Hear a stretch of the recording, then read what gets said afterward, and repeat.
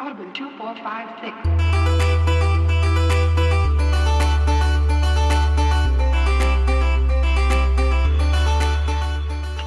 Live from the net, it's part 2 of State of the State's discussion on Mega Man Battle Network.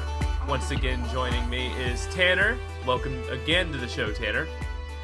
Hey, Michael, good to be back. I just want to apologize in advance for any creaking chair noises, because when I listened to the episode after it came out last week, I was like, I didn't think my chair creaked that much, but apparently it does. You'd be surprised how much, it's always something different for me. I'm like, make a point that I'm going to be like, I'm going to make sure my mouse doesn't do the clickety-clack on the mic, so I move it over here this time, and then it's something else, and then I lean too close, and then I find out that I can hear myself breathing in an episode. So it's the editor's curse. We notice things that overall the viewer doesn't really care about. I think if I had to attribute one good thing to the pandemic, is people care a lot less about microphone quality than they did. No. yeah, I suppose so. But we have a great show for you today. Once, as I said up the top, we are going to be discussing the second half of Mega Man Battle Network. And this game is kind of wild. What a game. It starts to get into a pattern and then goes, I don't know, man. Wrap it up, I guess. It's the style of the time, man. It was the style of, like, kids-focused RPGs. Mm-hmm. Yeah, we'll get into it, obviously. They were figuring out a baseline for what this series is, and because of that, it starts to get in a groove with like how like dungeons functions, and then it completely changes it up and eventually gives no direction, and then here's like the big finale dungeon. So this game, this second half here was near around the money for about half our playtime. But it was only 3 individual sections. It was only 3 major boss fights as opposed to the 5 major boss fights that we had in the first half. So pacing in this half is a little bit weird. But overall, like, I think I had an easier time with the second half. So I definitely had an easier time with the second half. I do think, because I remember looking at the walkthrough, because you're right, I looked at the walkthrough for Electman-Stage. Sorry to Peyruis, by the way. But yeah, I looked at the walkthrough for Electman-Stage, and I'm like, well, I'm curious, how many more sections does this walkthrough have? And it was like, oh, there's like 2. It's like this, and then like the finale, basically. It was really, really sudden. I guess it kind of, like, I don't know. There's stuff I want to save till the end, because it's like some of the end game stuff. Yeah. But one thing I just want to note real quick before I forget is that just as I was getting to the end game, I got an update for the Switch version. Now, if you remember, I was complaining last episode about how you couldn't just set a plain black border, that you had to have an image border or like character art border, whatever you want to call it. And I thought that was very annoying. The update allowed me to have just a straight black empty border. Capcom heard you. They're like, you know what? I was trying to do the math on like how many people at Capcom listen to this fucking podcast. Because I would, you say that now, but I have some franchises I would like revived, sir. And okay, let's go down the list. Dino Crisis. All right, we're done. Fair enough. Yeah, we'll just get the Dino Crisis out. Listen, all right, like whatever. The point is, I did finally get to play the ideal, which is big screen with a black border, so that I wasn't like my eyes were not literally just distracted by the things on the sides. So yeah, I just wanted to note that somehow at the very end of this, I got the exact settings I wanted. At the very end of Battle Network 1, at least, how many games does this collection have? Do they do the weird Mega Man collection thing of we're releasing 2 games at the same time, but if you buy the bundle, you get both collections? Oh boy, did they. Why did they do this? I don't know, man. I have no... This is Capcom we're talking about. Like, I have no idea why they did this. I don't know who... I guess... Is there somebody who's going to buy just 1 through... It's not even... Oh, so this is... I love... So, 3...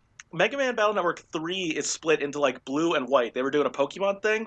Yeah. Now, I'm going to be honest, I don't know the difference between those two, because again, I'm new to the series. But the collection, the first volume of the Battle Network collection, just has one of the versions, I believe white. So if you want to play blue, you need to buy the second collection. Of Battle Network 3? Yeah. What? That's weird. I don't know. I was. Are they Oh, did I also separated mention for the? between Game Boy Advance and Nintendo DS, maybe? Like, are they split between... I don't think so. I don't Huh. think so. I doubt it because when you gave that timeline, I believe that these games came out really fast, like well before the DS came out. I could be wrong, but I feel like Battle Network 3 was out well before the DS. And the reason I Yeah, feel that that sounds way right. is because it was. Because I just did a quick Wikipedia. It was. Okay, because Battle Uh, Network 1 was not quite a launch game, but it was in launch year. Because they were advertising this thing whenever the, like, Game Boy Advance, before the Game Boy Advance was out, they were teasing Battle Network. yeah, I think actually I'm trying to remember if Mega Man Zero was a Game Boy. No, was it? No, never mind. It wasn't a launch game.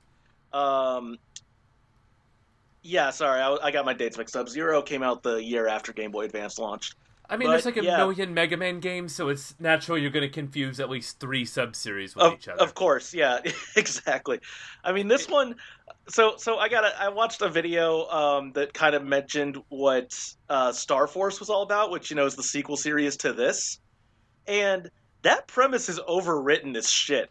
Because when they started describing what the premise was, I'm like, okay, you've got like way too many details. So he's got like a cat arm cannon thing that like is intelligent in itself, and I don't it. In my opinion, it's one of those where not to push back at creatives, but someone need to be in the room to say, okay, this is too much. This is too many things. We got to cut some of these details out. A cat? Did I hear cat arm cannon? Does Dude, it shoot cats? yes, a cat arm cannon thing. I have no idea what the deal was. They also did cross Did over. I don't this? know what game. I think there was a Battle Network game where like he meets Star Force. Again, the timeline is very, very weird. Battle Network and Star Force are really like my Mega Man blind spots. So, as someone who this is finally finished a Mega Man game, I still have no idea what's happening in the overall Mega Man lore. This is nuts and confusing. It's fine. It's fine because again, this is a new timeline. This is not regular Mega Man. This was the first game that was a new timeline. You don't have to play Mega Man Soccer to understand what's happening in this one. Okay. This is because Mega Man like nowadays it would be like, all right, here's the Disney Plus show that you have to like watch to get caught up with like this other thing to prepare for MegaMan.EXE 3 or whatever. Oh no. Yep. Yeah, I don't like that. Man. But speaking of confusing timelines, I'm going to talk about a game before we get into the main game club. I'm going to talk about a game's demo I've been playing over the past couple weeks. Pikmin 4. Man, I didn't know. Are you a Pikmin fan? I rented 1 and 2 multiple times, but I never owned a Pikmin game back in the day. And then 3 I came out on the see. Wii U, and then I had a very strict... When Pikmin 3 came to the Switch, I adopted, well, it's an older game. Eventually Nintendo is going to bring back Nintendo Selects, right? God, I would love. Oh, God, Michael, I haven't heard that term in a long time, and it just made me very sad, happy I'm, and sad.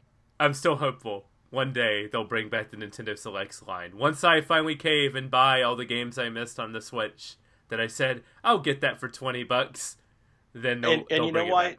You know why they'll never do it? They'll just point at a fucking chart of Mario Kart 8 sales numbers. Yep. That is all they ever have to do. That's the most insane one. Uh, It's still... There was a Switch commercial on yesterday. I was watching Futurama, and a Switch commercial came on. That is Mario Kart 8. I'm like, they're still advertising this game 9 years later. That's as a system seller. It's not like, oh, you can also get Mario Kart 8 on this system. It's like, no, this is the system seller. This is the big marquee title.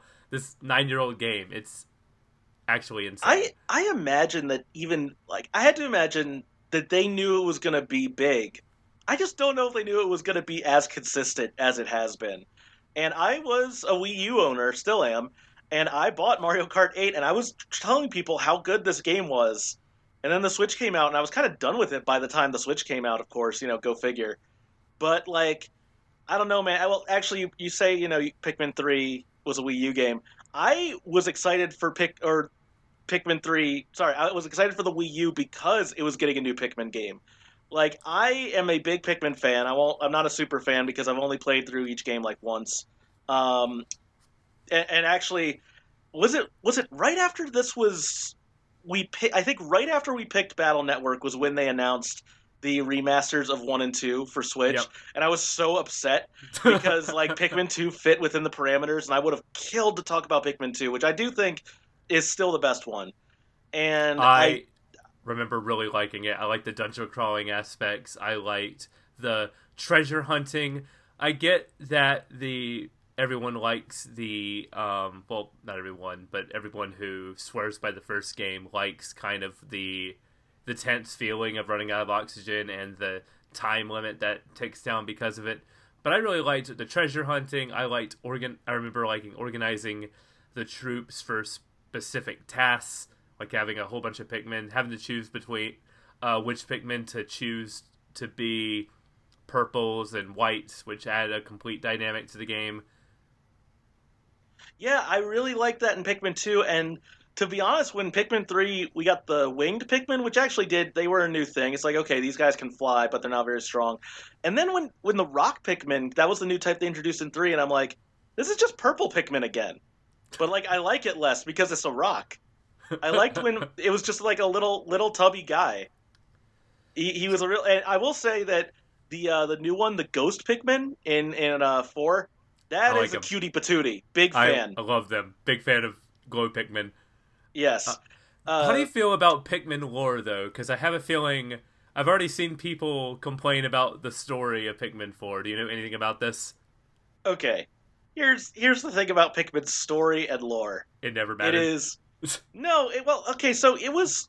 I really liked the journal entry. So the idea for 1 and 2 was, like, after each day you have a journal entry where Olimar writes, like, here's what the deal is. And for 3, it was different characters. It was 3 new characters. And so it would be, like, conversations between them. So I have not played 4, as you said. I'm really curious how the conversations work out, or diary entries, whatever they're doing. That I want to keep.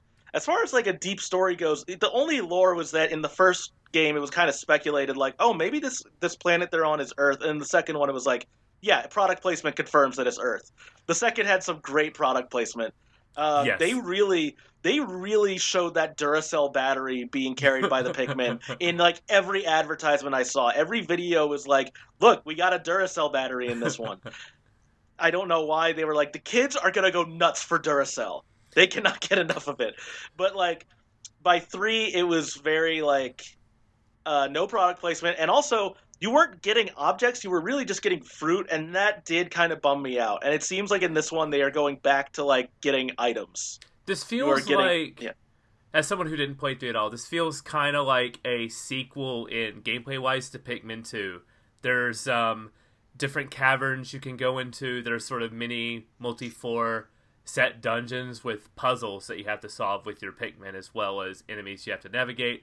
There's some treasures there. That's where you can unlock, in this demo, the Ice Pikmin, whose ability is if you throw 10 of them in water, or any pool of water, it will freeze, and your Pikmin can walk over it as long as they are plugging the water. But as soon as you take them out, the water will unfreeze.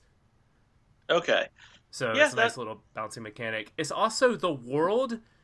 It makes sense that they're going with a different story, a disconnected story, one that kind of retcons the first 2 games, because the world is very different. This is less of like a post-apocalypse that Pikmin 1 and 2 was, and this is like almost Toy Story-esque.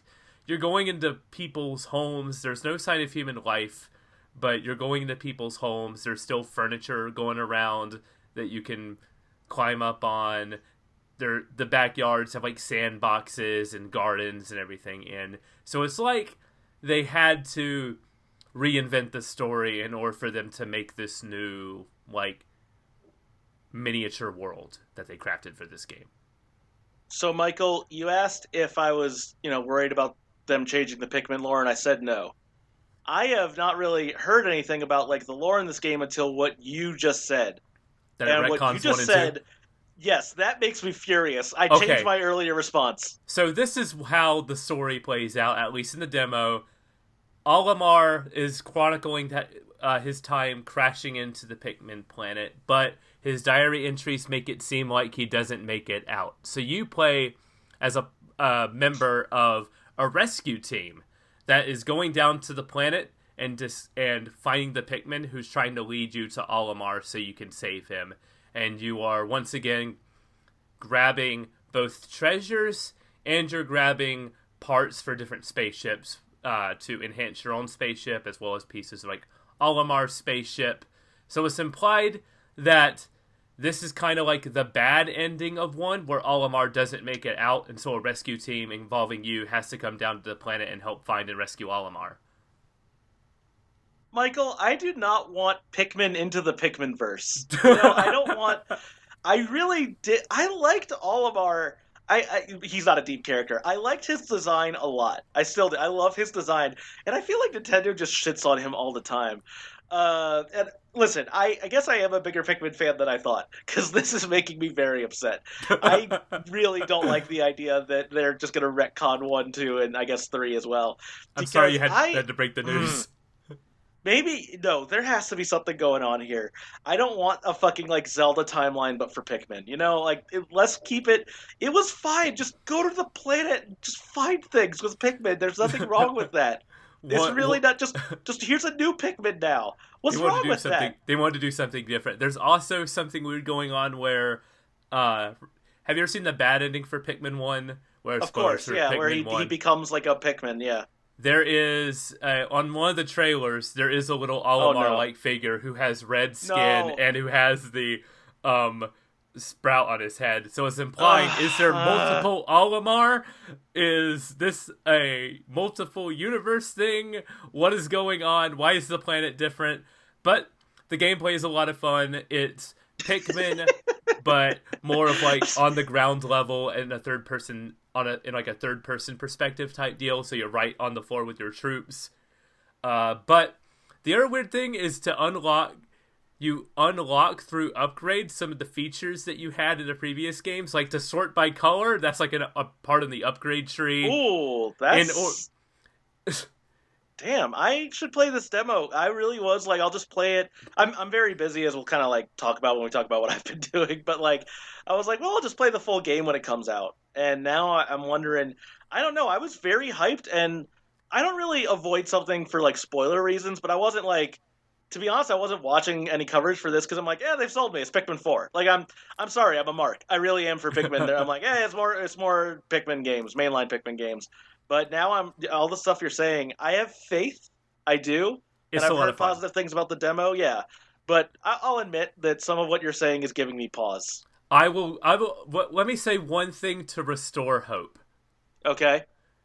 You can travel in like the Garden depths. of Hope in Pikmin, a location. Anyway, go on. Yeah. Speaking of Garden of Hope, when you're in the depths and you're just walking around with your Pikmin exploring, occasionally they'll sing music from Pikmin 1 and 2, including Garden of Hope. They'll be like, la, la, la, la. Yeah, I do love that little... I love when the Pikmin sing. Also, I love that you called it the depths, because we're just in Tears of the Kingdom vernacular territory. Yeah. Nintendo seems to have themes of years. This is a year of the depths. Mm-hmm. Yeah. Occasionally it's year of the anime, occasionally it's year of Luigi. This year's year of the depths. Well, it'll never be year of Luigi again. All right, they took a massive loss on that. We are never getting Luigi Stardom again. That's the reason he was sidelined in the Mario movie, let me tell you. This isn't actual... this is what I'm about to say is misinformation, but a part of me is like, what if the year of Luigi was the worst year financially for Nintendo? Michael, I don't... So here's the thing, it wouldn't shock me, but I always got a kick out of everyone who was like, oh, Nintendo should just go third party and like do mobile games. And it's just one of those things where you want to grab them by the fucking neck and be like, do you have any idea how much money they have? Just, they don't have walking around money or even fuck you money. They have fuck the galaxy money. Like, they have so much money just from the Wii alone. I feel like people, especially because gamers, like capital G gamers, wrote the Wii off, they just kind of forget how much money Nintendo made off of that system alone. Uh, like, I think they've probably still never, like, I don't know if Mario Kart 8 has profited as much as Mario Kart Wii did. You know what I mean? Just because of, like, the cost of development. As of a few years ago, Mario Kart Wii was still on the charts. It was insane. I believe it, because it's just like that. Also, again, this is like part of why people wrote it off, is like the games, they might not have looked good, but also that made them super, super cheap, and that is why they were able to make a lot of money off of them. Anyway, it just always killed me when people are like, oh, Nintendo's in dire straits. I'm like, yeah, they've had a bad couple years, but like, when you're talking about like, oh, they should get it, like, I hope someone acquires them, I'm like, I think they're going to be okay. I don't think that is in the cards. No. They're doing just fine. And plus the Switch is on its way to becoming like a top 3 best-selling console of all time, if it's not already there yet. So yeah, I mean, the Switch, I will say, like, one of my favorite games last year is Xenoblade 3. I love it to death, and I'm amazed that Monolith was able to get it running on there as well as it did. But it was one of those where I'm like, oof, Switch is it's getting a little old there, getting a little creaky. What amazed me was that Tears of the Kingdom, I think Monolith was a support studio on that. Just let Monolith do everything. Like, they know how to squeeze every ounce of technology out of that thing. Dark. There's something dark at the heart of all this, because like Monolith keeps helping Nintendo with all these things. And they keep making, I don't know how they were able to do all this support and then also develop Xenoblade 3. That to me is still unfucking real. And then again, Xenoblade 3 is not a half-assed thing. It is a phenomenal JRPG. And I truly don't know, but I feel like there's something dark at the heart of this. I feel like once we go looking, we're not going to like what we find. And then I bring up this every time I talk about the Switch's power, because I'm still mad about it. Then you look at Pokemon Company with Scarlet and Violet and just go, what did you do? Now, I think Pokemon, there's a couple weird things. The big one being, like, at some point, I would love to, I'm sure someone could tell me exactly when the multimedia launch cycle just became locked in. And this is just for, like, everything, because, one of the things with Pokemon is they start prepping the next game immediately after finishing whatever game they just did. Yeah. And they prep the whole multimedia cycle, the shows, the toys, all that stuff. And that just really, to say it doesn't help is like an understatement. I think of famously or infamously the Hobbit trilogy, where like, Guillermo del Toro left that project. Peter Jackson was brought in. And he's like, all right, I'm going to start from scratch. And they were like, no, you don't understand. We are locked into this date. Like, this date cannot be moved. You have to do everything that you would normally do in half the time. And those movies are not great. That also happened to, what's it called? Not Last Jedi. What's the one after that? Rise of Skywalker. Where, they got rid of the Jurassic World guy, and then JJ comes in. And I'm not a big fan of JJ Abrams, but I can understand he was like, all right, got to start from scratch. They're like, no, this has to be out in 2 years. Like, you don't get to start fresh here. And that is a thing that happens with Pokemon. They are not, like, allowed to take their time. Yeah, I remember when Sword and Shield came out in particular, the vibe was like, oh, this needed more time. Like, this isn't a bad game, but this needed way more time. And when you're a big multimedia launch, you can't do that. Also, I do want to say, I'm citing late 2000s things. The first example I can think of, and I'm guarantee there's earlier, but I think of The Emperor's New Groove. I don't know if you know the story behind that, where, like, it was a completely different movie. Yeah.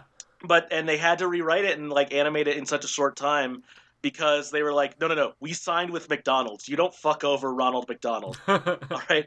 Did you see how they got a bunch of fucking randos caring about the I was about to call him the Grinch, caring about Grimace, a character that I haven't thought of in, like, 20 years?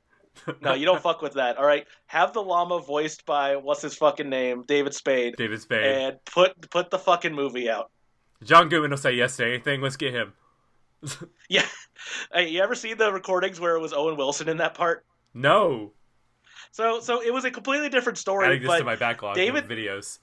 Oh man, David Spade was always Kuzco, but originally in the bizarre version that, like, again, we never saw, and it was a completely different story. Owen Wilson voiced Pacha, but that No. was very different. No, but he wasn't like him at all. It was supposed to be a take on the Prince and the Pauper. They were gonna like switch places, and Oh, okay. Okay.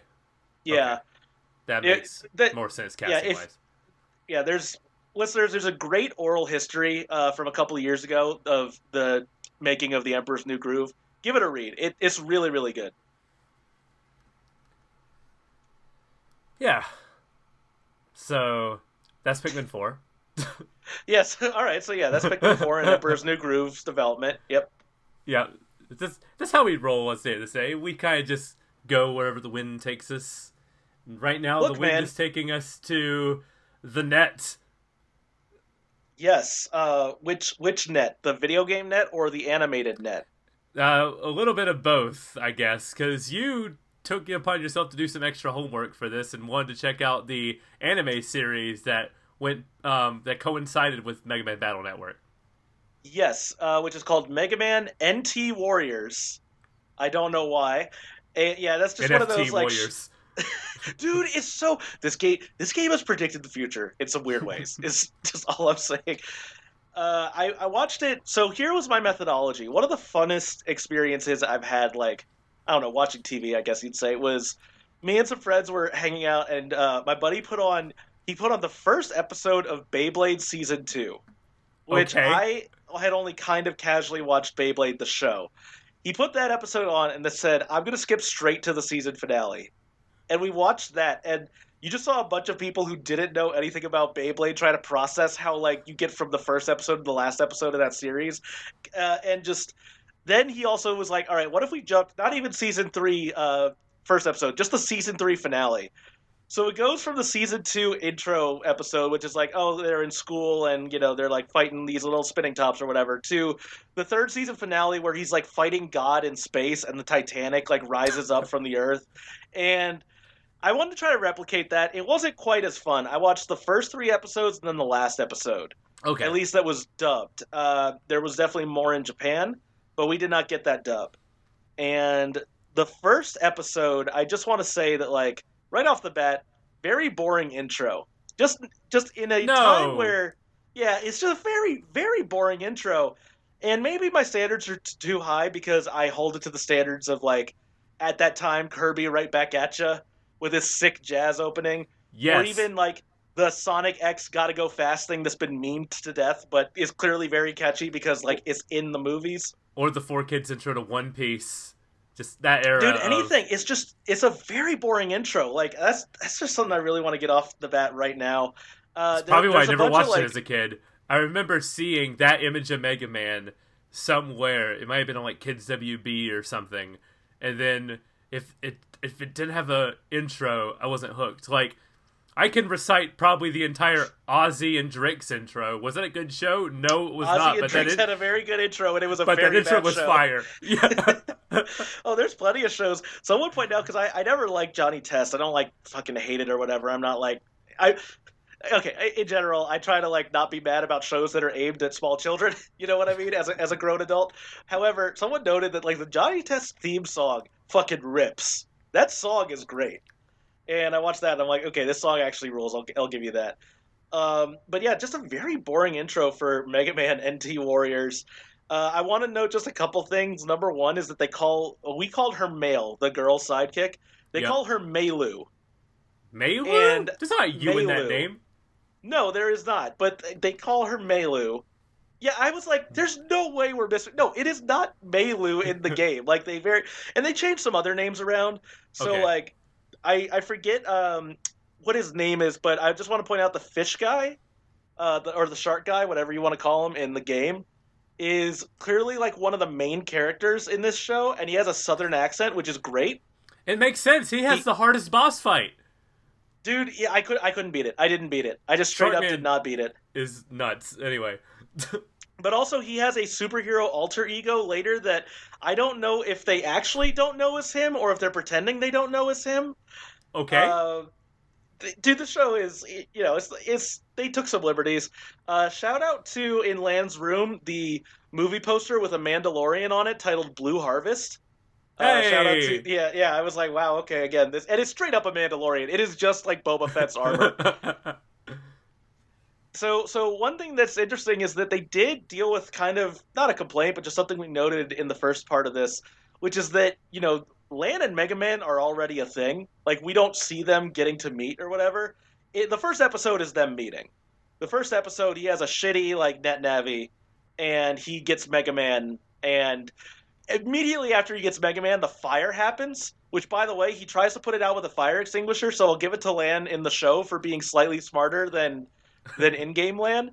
Anime And Land is they- smarter than Game Land. Got it. Yes, he very much is. They fight Fireman, who is named Torchman in this version. That's better. And his like owner or user is Scottish for some reason. Big fan. And it's just like I watched a couple episodes. It's not really too much going on. They do like a runaway train thing. They introduce a lot of the side characters. I'm gonna be honest, Michael. I'm looking at my notes, and I could tell I was falling asleep halfway through episode 2 because they just really drop off after Oh, no. like the first half of episode. No, I mean it's not like I just don't have a lot to say. It's just a very generic kids anime. One thing I can say, not that the voice actors are untalented. I think they're doing fine, but like I think Pokemon, one of the reasons it took off is they got so lucky with just incredible voice talent. They really just lucked out with that cast. Yeah. And there's some fine voices in this, but like none of them really stood out. I didn't really care for any of them. I'll also just say that like episode 3, they introduced that's where they actually introduced the character Yai, or however her name is pronounced, right? Yeah. And the whole like final conflict. So this is the traffic light thing, except they reverse it where instead of activating all the lights, they just turn on all the red lights and everyone just sits in traffic, which is way less dramatic, and it doesn't get fun cars exploding. And then also the main conflict is that Yai just has to pee really bad and she's stuck in traffic. That sounds like a kid's anime. But it's so bizarre. Also, so it is Color Man, who they renamed to Wacko Man, which also makes sense. Okay. You had a face. I think that Not makes sense. Not Cloud Man? No, well, Clown Man was in Mega Man 8. There is a Mega Man based Clown Man. Okay, my mistake. Yeah, how dare you, Michael? How fucking dare you not remember Clown Man in Mega Man 8? I mean, all my notes say Electric Man, and then I realized, no, it's just Elect Man. Yeah, I know. I think I corrected you when you did send me that text. You were like, "Oh, I beat Electric Man." I'm like, "It's actually Elect Man," but yes, you did. Or no, I said Electro Man, which also Elect Man. Yeah, still incorrect. Yeah. Yep. Just wrong. Real all quick, around. the last episode, and again, maybe the Japanese finale, like that's we didn't get dubbed, is a more appropriate finale.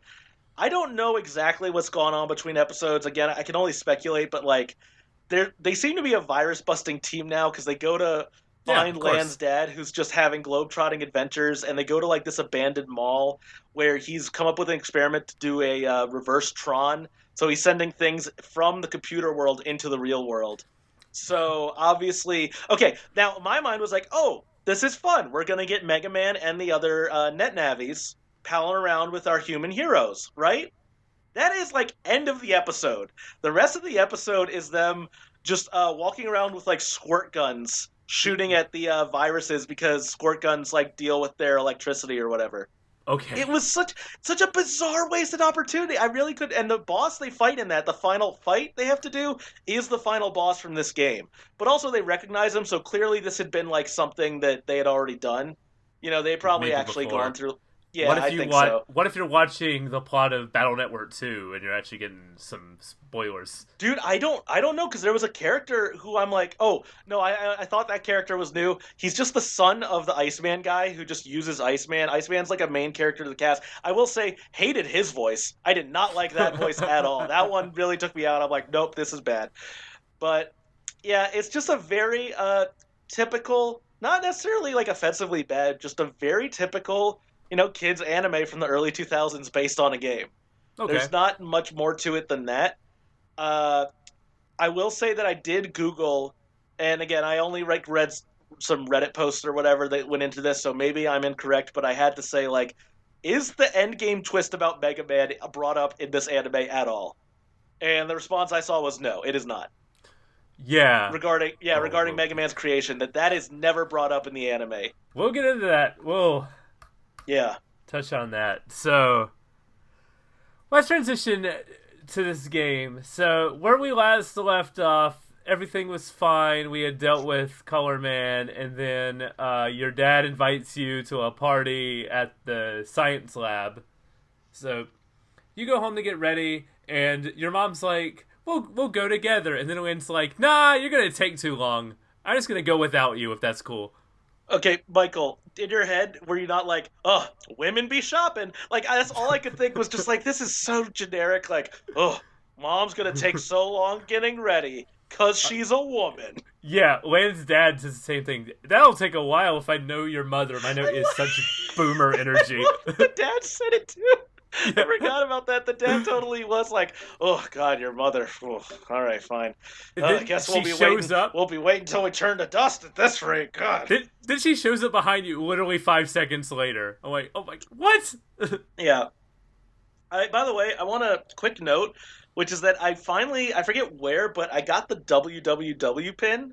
Because there's some doors in the net that are like, oh, you can't get past here without the pin, and I got it, and I was like, haha. And all I got was a stupid chip.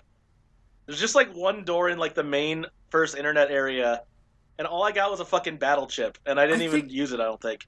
Yeah, even I, who went deeper into the net, there were a lot of doors that just had nothing behind them. Yeah, it was very bizarre. It was like, I thought this would be like, oh, I'm going to unlock some really cool chip sets that maybe you do, but I just never ran into them because I'll talk about this when we get to the next chapter. I kind of went off on a weird path for about an hour and went the completely wrong direction. But I think it Oh my God, I forgot you were texting me. I totally forgot you were like, because I had beaten it when you had gotten to this point. I had already beaten it. And I was trying to figure out where you were. And when you told me, I was like, I have no fucking idea what you're doing. I have no idea what your goal is right now. Like, I leave this to you, sir. Yeah, I think I found like the alternate path, the alternate dungeon of this thing. Where the game's like, you've gone too far, man. What are you doing? Yeah, So. It was. Yeah, I'm glad you found your way though. But like, by the way, I want to note that there's that meme or like just viral tweet or something that was about like, oh, anytime I see a waterfall in the video game and there's not something behind it, I'm upset. And I kind of get that, but I'm like, yeah, whatever. Now after this game, if there's something I can't jack into, I am deeply upset. Like, I want to jack into everything I find. Like, one of the things you pass by when you're on the way to the restaurant is you pass by, like, a dust chute or, like, a trash chute that says dust. And I'm like, I bet I could jack into this and fight Dust Man. And then it's like, no. You just crawl can't. into it. When I got to the frickin' restaurant, I tried to jack into the food. I straight up was like, I bet I could fucking do something with this. Like, no. I also tried that. Nice. I'm glad we had the same fucking. One of those had to be a fucking like cyber steak or something. I was like, this is gonna be a stupid puzzle. It's gonna be like, oh, this.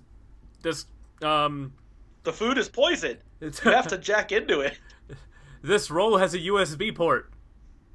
Oh, real quick about the anime. One thing I want to note is because I guess this is how it works in the game. That when you're jacking in, you are hardwired in.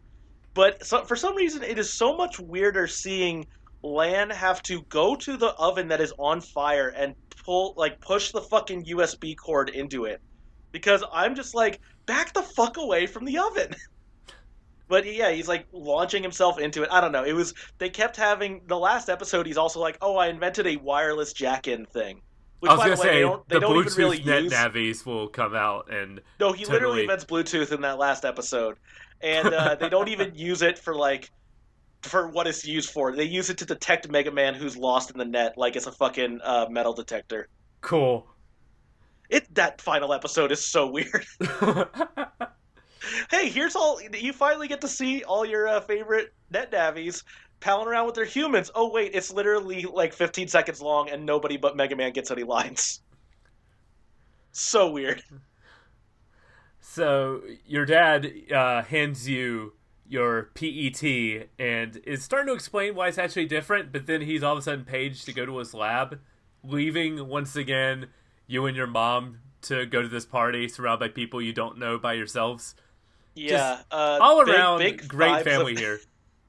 big vibes of Ned Stark saying to Jon Snow, "Next time we see each other, we'll talk about your mother." Big like vibes of like next time we'll talk about it. I promise. I really mean it this time. I mean, he actually does, to be fair. Oh yeah, he does. Well, not really. He talks about it way later because, as we noted in the first episode, the time skips are really bizarre. Yeah. Which also, I want to note that at one point, Dex, the Gutsman kid, who is by the way a main character in the anime, straight up says like, Nice. "Hey, Lan, why are you looking older all the time?" And I was like, "Are they acknowledging that like the timeline doesn't make sense?" Because there's a great line in the one other game I have been playing. I mentioned Final Fantasy XIV. There's a great line in the recent thing where like you see a character you haven't seen in a long time, and they're like, "How long has it been since I last saw you?" And you get to say either like, uh, like, "Oh, this many years since I actually last saw you since the last expansion," or "Oh, like 2 months," because the joke has always been like somehow 10 years worth of games have taken place within like 2 months in order for this timeline to make sense, which is absolutely impossible. Anyway, I just thought it was a line like that where I'm like, are even the developers like acknowledging that the timeline is very odd? That makes sense. That's really funny. So during the party, there's a weird bit where you're waiting on the speaker to appear. And in order for the speaker to appear, you have to talk to every single NPC in this room. Mm-hmm. And Yeah, that was odd. It's a very RPG thing to do, of just talk to everybody, then we'll move on. But you don't really get anything out of it. no, all you get is the cutscene where I wrote Lieutenant Surge from Pokemon, who we already know is involved with the WWW, announces they have taken over the underground power plants. Yeah, you get that fucking scene and the power goes out and one of my favorite things in this entire game happens. Where do you know what I'm about to say? Where the far left door is locked until it isn't. Oh, no, that's good too, but for me in this case it is okay, the power shut off. How are we going to see in the dark? And instead of it being like here's a cool technological power thing, instead it's just like, "Hey Lan, adjust your eyes to the dark." Yes! And Lan's eyes just naturally adjust to the dark. I And forgot so about he's the that. only one. Yeah, he's the only one who can see. And I was losing my fucking mind. I forgot Like, about because it's so innocuous. It happens like in 2 seconds. Like adjust your eyes. Okay, I didn't have time to write a note because I was like, wait, that's weird. Anyway, let's do this thing. He doesn't have to look through his like PDA or whatever. He doesn't have to use any technology. His eyes just adjust to the dark eventually. It's fine. It's weird. And then we get the set. So then we go into the Electman dungeon, and the setup for this, like most things in this section, it sounds like it's going to be the absolute worst thing in the world. On paper, you're like, this is gonna suck, and then you realize it's not that bad. There's like 3 different points in this game where it does this. I have mixed feelings about the Electman dungeon, partly because I think both of the mechanics are solid. Actually, one of them I think is really good, which I don't think we mentioned last time, that it heals you. You don't have to heal after battle. You are restored to full health and everything after each battle. It's a godsend. Yeah, which is we didn't talk about. That is so integral to this game because in this is the one where they say, "Oh, we're going to take it away from you," where you will not be able to heal after each, or you will up until a certain point. Like once you've been in there too long, you won't be able to heal again. And I was like, "Oh, this is going to fucking kill me. This is absolutely going to destroy me." This is where I pulled up a map. Because I also found out around this time that apparently the DS remake, Operate Shooting Star, has a map on the bottom screen. Oh, really? Yeah, so I'm like, it's not cheating, I'm just opting for the DS version this time. No big deal. Exactly. And also, gotta be honest, like I was saying with the overwritten premise earlier for Mega Man Star Force, this dungeon's a little overwritten with its mechanics. Because it's like, okay, you can't heal after a while. Okay, there's these puzzles with like this thing you need to put in a thing. Okay, also the floor is invisible for a lot of the time. Okay, it's like, all right, let's calm down a little bit. Yeah, let's calm down a little bit and like focus on 1 or 2 of these. We got battery-powered colored floors that we need to find the batteries for, and then put in the right place to make the colored bridges appear. We got invisible bridges. We got a ticking clock that is constantly counting down to the point where this game where it's basically a meter that's like, from this point on, the game's no longer fun. Yeah, but okay, you hit that point eventually, right? Like you did as well, because I did. No, I hit it right before the boss with Electman.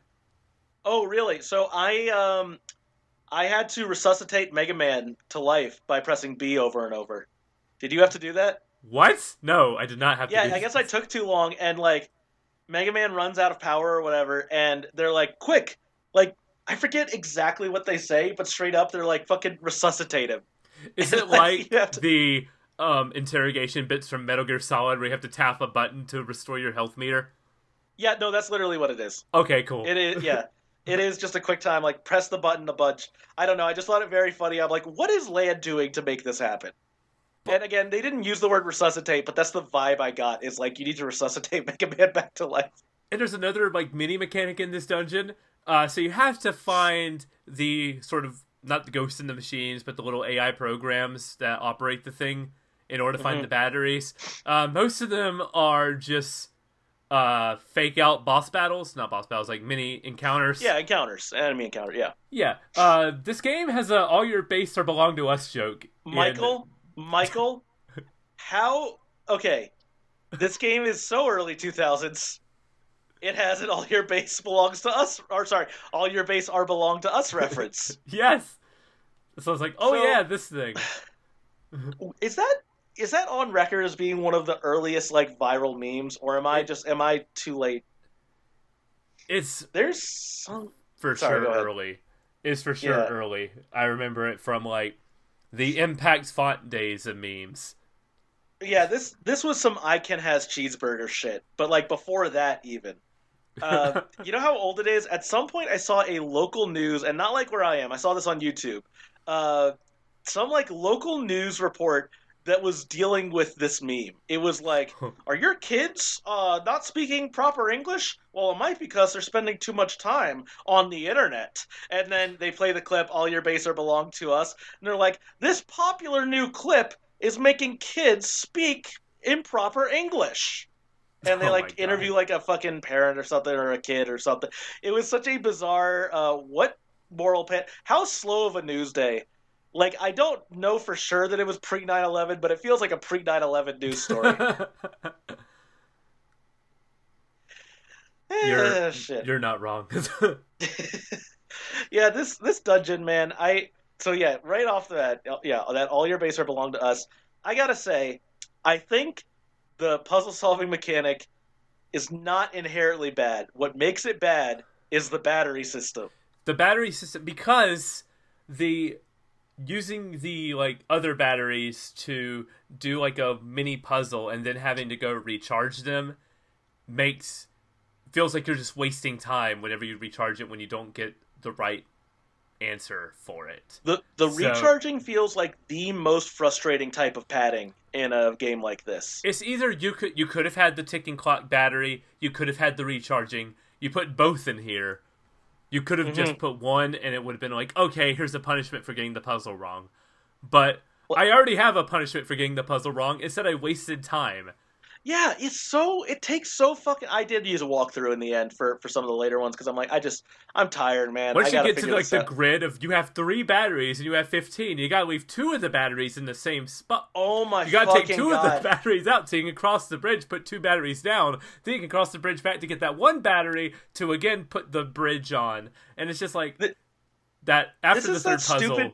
Yeah, this is that stupid puzzle that they give you in, like, elementary school where it's like, okay, the turtle is going to get all the animals across the river, but the squirrel and the fox can't ride at the same time, and you have to, like, figure out how you're going to get them all over. It's that, but also imagine if every time you are crossing over or just thinking about how to solve this problem, you have another fight. You have another random encounter. Like, we mentioned it before, but the random encounter marking your grade down game, from A, B+, oh, B, God, it's... as you're trying to solve this exactly. puzzle. It's so... The random encounter rate, this was another Iceman thing where I'm like, I really feel how high that random encounter rate is in this moment in particular. Yeah. And also, I'm not going to lie, man, maybe as like younger kid me would have been smarter, but after like 2 random encounters of like where I had to recharge the battery, then I'd be like, oh shit, where did I last put them so I don't put them there again? and I would like forget. I would literally just be like, I don't remember. Oh shit, I might. And I'm sure I accidentally put them in the same place multiple Yes. times. The random encounters breaks like your thought process for puzzle solving. It completely, because the gameplay elements are so different, your brain switches over to battle mode. Then when it goes back to puzzle mode, you're like, what was I doing? Yeah, It'd be man, like and if you're playing. It'd be like if you had Zelda dungeons in a Final Fantasy, where all of a sudden you're doing a turn-based combat mode, and then you go back and you're like, which block do I need to shoot with the fire arrow again? Or is it ice arrows? Oh, I'm in a battle again. Okay, never mind. Yeah, and I mean, like, Final Fantasy games have stuff, like, similar to Zelda Dungeons in terms of, like, a layout, but I would agree it's not like, find the item and then go over here type of thing, at least not usually. I also want to note that I think that this section was not meant to be completed in one setting, or one sitting, which is what I did, and the reason I theorize that is because a lot of the friendly robots remind you of the mechanics of the batteries, like, all the time. Yes. And Be it sure to really get the feels batteries. like... You can recharge them here. Yeah. Oh, don't ever they're never adjacent to each other. They're never adjacent to each other. Did we mention... Shut the fuck up. Did we mention that they're not adjacent to each other? Oh my god. So it really feels like they were like, we gotta remind people, kids especially, every fucking time, that the batteries are not supposed to be adjacent to each other. Because they might start this up and forget what they're supposed to do. Which, in fairness, if I was doing this in more than one sitting, maybe I would have forgotten. Yeah, fair. So, we get to a really nice story bit here. We got multiple levels of kind of this same dungeon pattern that we've been talking about. Then you fight Elecman, who... I really like the story beat here, because you fight him, and then all of a sudden he can heal himself. And it's a frustrating moment for you, because you think, wait, is there something I have to juggle here first? Yes, but Michael, I'm going to be honest. I died to him before I found out that it was a you're supposed to lose boss fight. I actually died in that first section before he heals himself. Oh no. How far did you have to go back? That's how bad I was on my first encounter. I just immediately got wrecked. I didn't even get that cutscene. Like, a lot of the boss fights in this section are really tough until you figure them out. Oh, yeah, the final one especially, or you say the section, but, like, the final one especially is so easy when you, like, know the mechanics and you just know which chips to come in with. Yeah. But, like, that first time you are, like, you'll see an attack and be like, Jesus, how am I supposed to avoid that? And then it's like, oh, this is how. Mm-hmm. But I did lose to him, but then I beat him, blah, blah, blah. And then... But even then, this is the part where he heals himself, then Lan has to go and kill the power. That's, like, electrical shocking. I'm sorry, I did forget about this part. Yeah, he has to go... Because I really like this bit here, where it's the one heroic, selfless act from Lan in this entire video game. Yeah, so... We were talking a bit off mic about how, like, we kept joking about, like, oh, Lan is such a fucking asshole, Lan is such an idiot, and it is like, well, he's a kid, like, we're doing a bit here because he's a kid. He is such an asshole, though. Like, yes. Unreasonable. Just an unreasonable degree of assholeness. I don't know why he's like this. I don't like him. He's such an unlikable... He's stupid and mean at the same time, which is a bad combo to have for a main protagonist. He's like... I guess I was a shitty kid. Did I like characters who were just mean like this? I probably did. I don't know. Japan says, this is what the kids want who like Mega Man. They're all jerks. God, he's such a jerk. He's so mean to Male in particular, or Melu, whatever the fuck, in particular. But he has one selfless act in this game where, in order to save his family and all the people in this place, he does like a near sacrifice play where he grabs the lever and pulls it, and shocking himself. Like, you can see the just electric shock engulf him as he pulls it down, and then you get to the fight, and it feels like this part here feels like there's the most like narrative tension for the fight. There's lives on the line here more than, like, I think any other... Here in the Color Man fight, I think. Well... Because we saw people die when Color Man was wreaking havoc. Yes. But it's funny you mentioned that, because I did write here that, like, even though it's totally, like, kid shit, I do like that before you even go to the dungeon, they set up, they're like, listen, if Mega Man dies here, he can't come back. Like, he will be dead. And Lan is like, I don't think I want to send him in then. And Mega Man's like, you have to fucking do it. But you're right, they do have that moment, a genuine emotional connection of like, hey, just to be clear, like, the stakes are that he could be gone forever, not just game over. Like, that And is if, the idea. Because and that if was one Mega of my Man issues dies, with... then Land dies, and all his friends die because the power is shut off at this moment. So they gotta Right, right. But save the day I here. noted that for the show as well when I was watching. Part of my thinking was like, what are the stakes? Because again, a lot of this is like internet battles, but then sometimes there's real world consequences. Oh God, I forgot about the. I got to tell you about the second episode real quick. Just the second episode. I'm sorry, I can't believe I skipped over that. They hijack a train, like the virus. I forget what fucking robot master it was or whatever. Hijacks a train, and Lan has to like get on it. And Lan, there's a bunch of adults around, but don't worry, Lan is the one who is going to like stop this train. Of Oh course. wait, it is Alekman actually. So it's related to this. It is Okay. Alekman who takes over this train, and the train is speeding. It's going to crash with all these people inside. All these adults are standing around and letting Lan like take control of this. And at one point, he has to jump between like two train cars. And I mean, this is like a subway. This is like a bullet train thing. And it's just a very, very bizarre sequence of That's events that again just made me go like, okay, so this, and it actually is like the game in that they do this very life endangering thing, and then like there's some joke at the end about like, oh, English homework. So it's very much in keeping with yeah. the game. I like that. So this boss fight with the Man is pretty cool. He beat me the first time here. I said he killed me in 2 seconds the first time. The second time, I drew two steel cards on the first draw, which made this boss fight so much easier. Yeah, I really actually enjoyed this fight again once I found out what it was, because then it is a timing fight, and I did upgrade my charge beam, so I was just using like charge beam basically the whole time. Yeah. Because I don't even need an animation for that. I just let the button go when Proto Man's there. Yeah, once you learn the mechanics of that fight, it's easy but like a fun one. I did enjoy it. I also want to note that when Proto Man showed up, in my version at least, there was a typo. It took too long to break the jack-in protection. 2 is spelled with 1 O there. I don't know if that was the case in yours, but I saw that on mine. I didn't notice it if it was. Yeah, I don't know why I noticed that, but I'm like, hello, hold on a sec. So once again, Land steps into Proto Man and Eugene's fake plan and ends up making everything worse. So apparently Proto Man and Eugene lured the WW here with fake data, so now Proto Man wants us deleted. Which I also was like, okay, once again, how alive are these things? Are they alive or are they not alive? Because Proto Man is about to attempt murder if these things are alive. Well, we do know that apparently human DNA can create... Yeah, well, we gotta save. Do we want to address it or do we want to save it? I gotta be honest. Well, we'll save that whole thing. But okay, if you're listening to this episode, it's implied that you have at least familiar with the ending of this game. So yeah, baby brother DNA Mega Man is about to be killed by Proto Man here. So, yes. You forgot. I thought dead this boss baby fight... brother, dead baby brother. Dead I baby really brother. can't emphasize how fucking dead this kid is.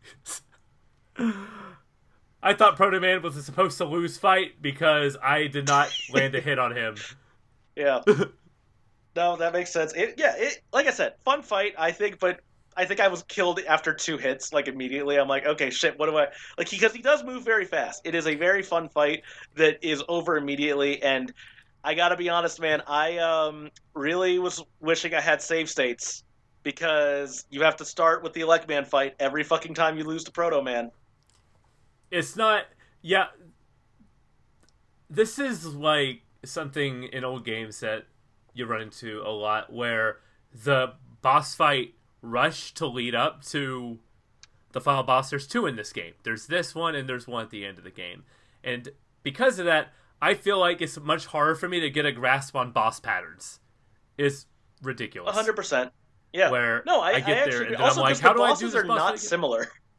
Like, No, they not are at all. not similar to each other at all. It's not like, here is my final form type. No, these are 2 different guys. I will say this, with every Proto Man fight, once I figured out his pattern, he didn't hit me anymore. He was very easy once you figure out Oh, how same. I think far I had he more is. trouble with the Elecman fight. Yeah, Honestly, yeah. I had more trouble with Proto Man because it took me a little bit because the D-pad I am playing on is pretty small, so using it for precise like moving around and dodging attacks is a little bit harder for me. I gotcha. No, that makes sense. So once I figured out his pattern though and his timing, he became very easy. So Mega Man teaches Proto Man about the value of friendship. Damn it, Michael! I thought you were going to say power of friendship, which is what I wrote down, but it's close enough. It's literally everything you've ever seen a parody of like value of friendship, power of friendship. They have that right here. Which, by the way, I felt like Todd was just trying to create some reasonable boundaries with Proto Man. I didn't think he was being especially mean to him. I thought it was fair. Except for the "I'm gonna kill you" part. Yeah, that part wasn't great. Oh, I will also say I forget if it was Chod or Proto Man who at one point said, "And I've never lost, not once." And all I could think of was the Tim Meadows scene from Walk Hard, where he's like, he just keeps repeating, "And you never once paid for drugs, not once." And he just repeats that line over and over when everyone's airing their grievances. Walk Hard head, get what I'm saying. Land is more concerned about hunger than anything else, really. There we go. Wiley has all the super programs now, are my last notes on this chapter. Yes, he also says, by combining these programs, I can make, and then in all caps, "you know what," which I thought was genuinely funny. I did think it was funny that he says out loud, "I can make you know what." It was a fun bit. Now we get to Chapter 7, Bomb Man. So we start with your dad sending an email roasting Chod, saying that his net battling must not be going well because he looks sad. Yeah, man, I feel like after this point in particular, he's almost like a fucking jobber. Like, he's just like, yeah, this fucking loser. Like, he's just such a tryhard. His boss fight is literally the exact same. He has no upgraded moves or something, which is when you fight him again, because you can fight him again in an optional battle near the end of this game. And I was thinking, oh, it's going to be harder. He's going to unlock some new moves and everything. No, it's just the same fight, except he has 100 more health. Yep, it was very, very easy, actually. Chod and Proto Man is a job. How do you feel about Proto Man being a jobber in this game? I'm kind of okay with it. I mean, he would always show up, and then you'd fight him, and then he would, like, run away. So it's actually not that different from... It's in character. Yeah. I don't remember if they had the theme, but he did have a cool music cue in the originals. But I've mentioned before, I really like his design. Proto Man's, like, that fucking Zero-type ponytail with the white hair. Big fan of that. So, this section has a lot of running around before you do anything. This is the most paddingest of padding sections in this game. So, your mom finally vents that dad is never home, and she says she's happy that she has you around the house, and then you immediately leave to go do some stuff. Yes. Just the poor mom, man. That poor woman raising this boy on her own with the dad always just like... And you know what, again, it's funny. I think in the show, it's implied that he's off having, like, he's gallivanting around the world or whatever. In this, he's just busy at work. Yeah. In the game, it's like, he's just doing another late night. By the way, I want to note during this running around, if you go to Dentown, there's a young girl, like a 6-year-old girl, who talks like a stereotypical stoner. It was incredibly funny. I missed this bit. Oh my god, I have the screen cap, I think. I genuinely thought this was like a very funny bit. Maybe I don't have the screen cap. I was screen capping on my Switch when I would find people like this. But she just said some shit that I thought it was funny. I thought it was genuinely funny. Chod is trying to find something called the Undernet. I just wrote the dark web from here on out because it's basically what it is. Mm-hmm.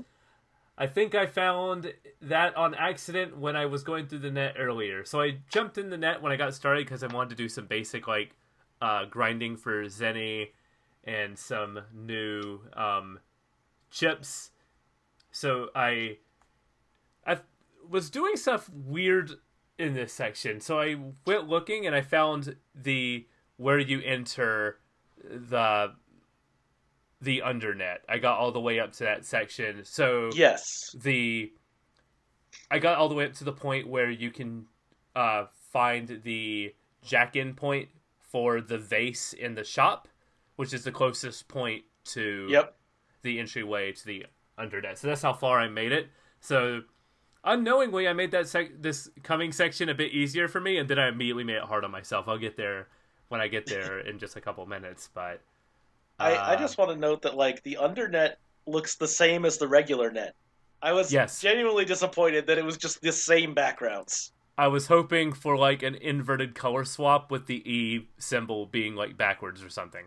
That's a good idea. Like, yeah, I was just very like, all right, undernet, here we go. Oh, it's the same. It's just the net. It's a commentary on how the dark parts of the net and the sanitized parts of the net are all the same. Michael, you should fucking run a tech company. Yeah. Let's get some VC funds, like, immediately. I'm here to announce my Twitter column. Fine, we need another competitor to Twitter. There aren't enough. They're not enough. We need another one that everyone's fleeing to from the sinking ship. It's like if your ship is sinking and there's like 8 different leaky boats showing up, all trying to sell themselves as the best boat to get onto. Anyway, that's topical. That is topical. I have a topical joke in here, but I'm saving that one. I was able to beat in order to get to the undernet, there's a virus boss fight. My note here, I don't even remember what this boss fight was. I was able to beat the virus boss first try, but that doesn't mean I don't hate him. The boss shoots cannons in the air, and it's very hard to tell where they're going to land. Yeah, I think I remember this, and I don't recall liking it. I think it was just a weirdly... I was like, I don't know what the fuck this is, but I'm not a fan. Negative emotion for some reason. It's not a fun one. It's not one of the best ones. And as you noted, like, this is just... It feels like padding. I know I don't want to go back to, like, the Elecman recharge battery shit, but there's that moment I remember kind of being like, is this counting as a dungeon? Like, is this part of it? Because it feels like... yes. Yeah, it really feels like they cut a dungeon and they were like, just have him run around the fucking internet for a little bit. I mean, that's what we did for the third boss in this game. Who was he again? It wasn't Bomb Man. Bomb Man's this section. It was a different dude where we'd run around Iceman? the net and fight a boss. It was the one before Iceman. Stone Man. Yes. Well, I always go back to, like, when people point out cut content, stuff like that, the one I find is noted a lot is Wind Waker. Everyone notes that obviously the Triforce fetch quest is bad, but there was a dungeon cut early on, like the first water temple. But what they do when they cut that dungeon out in that game is it is a great narrative moment where instead of just like recycling another dungeon, you show up to where it should be and it is just this island is destroyed and they're like, oh shit, Ganon's already been here. And in this game it felt like instead of doing that, they're like, no, just make some more generic, like, backnet patterns, basically. Yeah, just basically. Some regular pathways, yeah. So you get to the internet, and Higsby tells you that he doesn't know where the codes are to go deeper, but a reformed friend can get you those. This is where I made my mistake. Okay, so two things. Number one, sorry. I just want to note the poster of Vile. I never noticed that Higsby has a poster of Vile from MegaMan.EXE in his shop. And the second thing was I was going to say, what did you do? Okay, so I wrote down my entire thing here. I said, I made a mistake and thought I had to go deeper into the dark web in order to find the WWW members. I thought they would be occupying like the turrets, or I had to find their net navies. I thought I had to find their net navies. It turns out that instead you need to go to Sideworks and then Den City. What I did instead was I went to the deepest part of the internet and level grind by complete accident. My Mega Man is now level 31 and has a base buster damage of 5. Plus, I now have 340 health. I think I made this next section easier. We'll have to see. Yeah, you definitely came in leveled pretty well. So it was probably more beneficial that I did this because it made like the last section a little bit easier, but I was frustrated going so you didn't do this optional section here. in order to get to different levels of the net, it grades you, it finally takes into account your buster level at the end of fights. Which we've never. I'm like, I don't know. What am I, like a fucking 30, or is this like what's the scoring system based on? It's like a level 1 through 9. It's grading you on a level like a 1 to 10 scale of how good you did the fight. Mm-hmm. So in order to get to deeper parts of the net, it judges you based on the level battles you made on that floor. So if your score is too low, it'll be like, you can't pass. You suck, Lan. So you have to do the whole floor again. One of those. I feel like I ran into one of those, but that was it. So I guess I got lucky with my random battles, or save scumming, whichever one. So I just kept going deeper and deeper and deeper into the net. Going, when am I going to find these guys? That's why I messaged you going, what am I doing? Where do I go? It says I can't go any further. I'm so lost. Because you get to a point where it's like, you can't go any further. And I'm like, what do you mean? Yeah, I got your text, and I'm like, Michael, I'm doing cool guy things right now. What the fuck is this Mega Man Battle Network shit? And then I was also like, I also don't know where the fuck you are. Like, I was very confused what you were fucking talking about. Because I'm like, just go find the 3 members. And you're like, I'm deep in the net. I'm like, why are you there?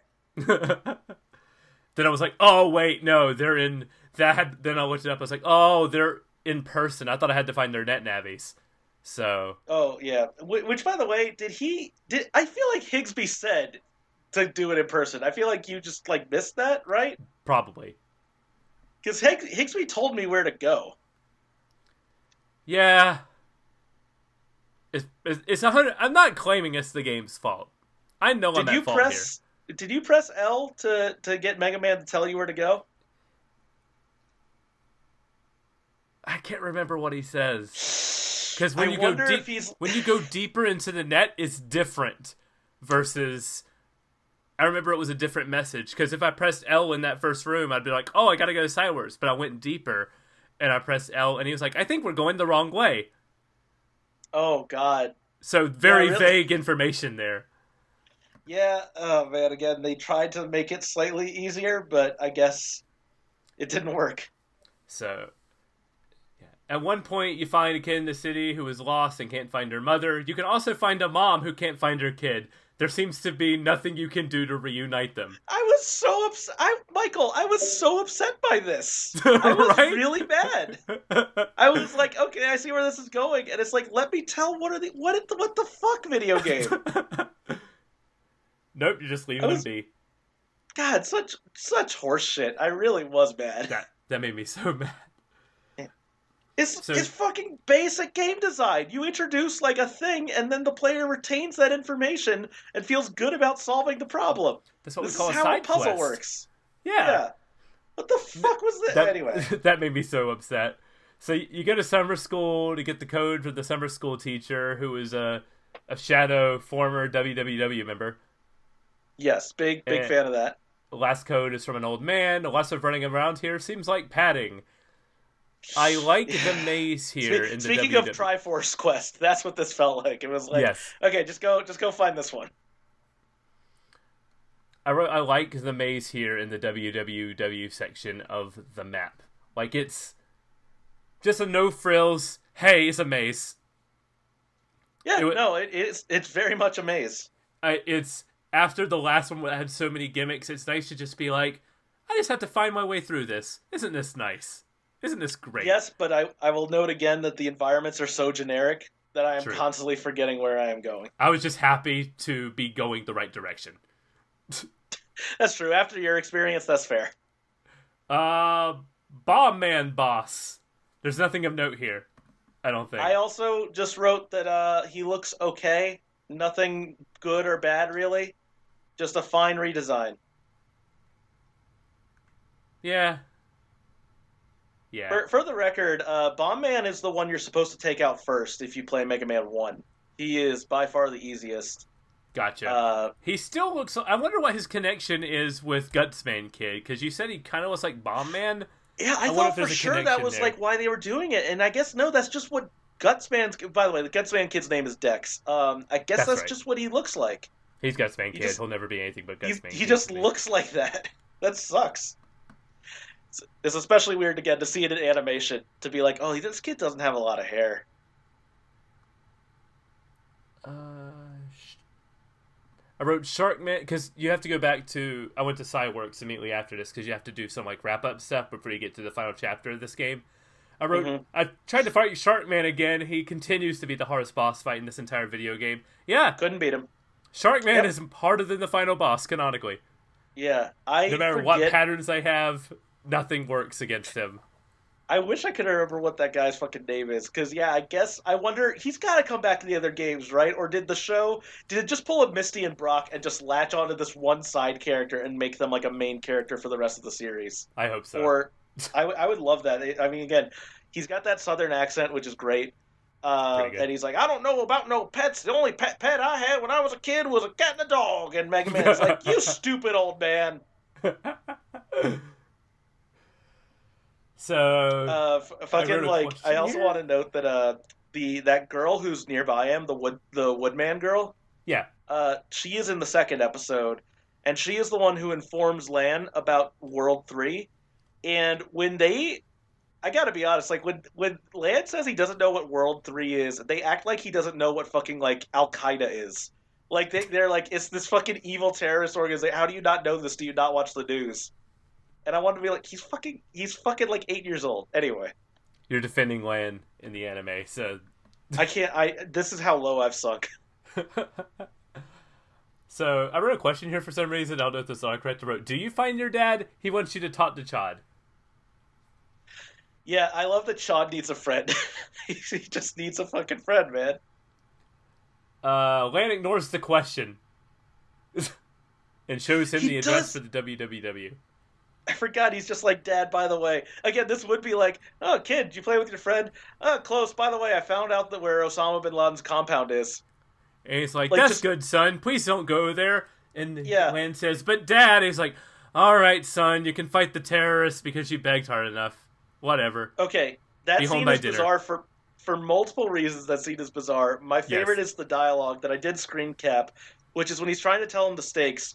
I feel like they weirdly suddenly are like, by the way, there will be a war. That is the word they use. There will be a war. And so, like, there's this line of dialogue from the father. MegaMan could be deleted, and your actions could trigger the war. Can you take that responsibility? Like, it's just referred to as the war. Like it's a thing that's already happened. And also, if you respond, because obviously you get to respond yes or And if you respond like I did, he's like, yeah, you got a good point. That's a lot of responsibility. Come back after you've thought on it. It's like, cool. That's amazing. Yeah, I think he literally says, we'll talk about this later.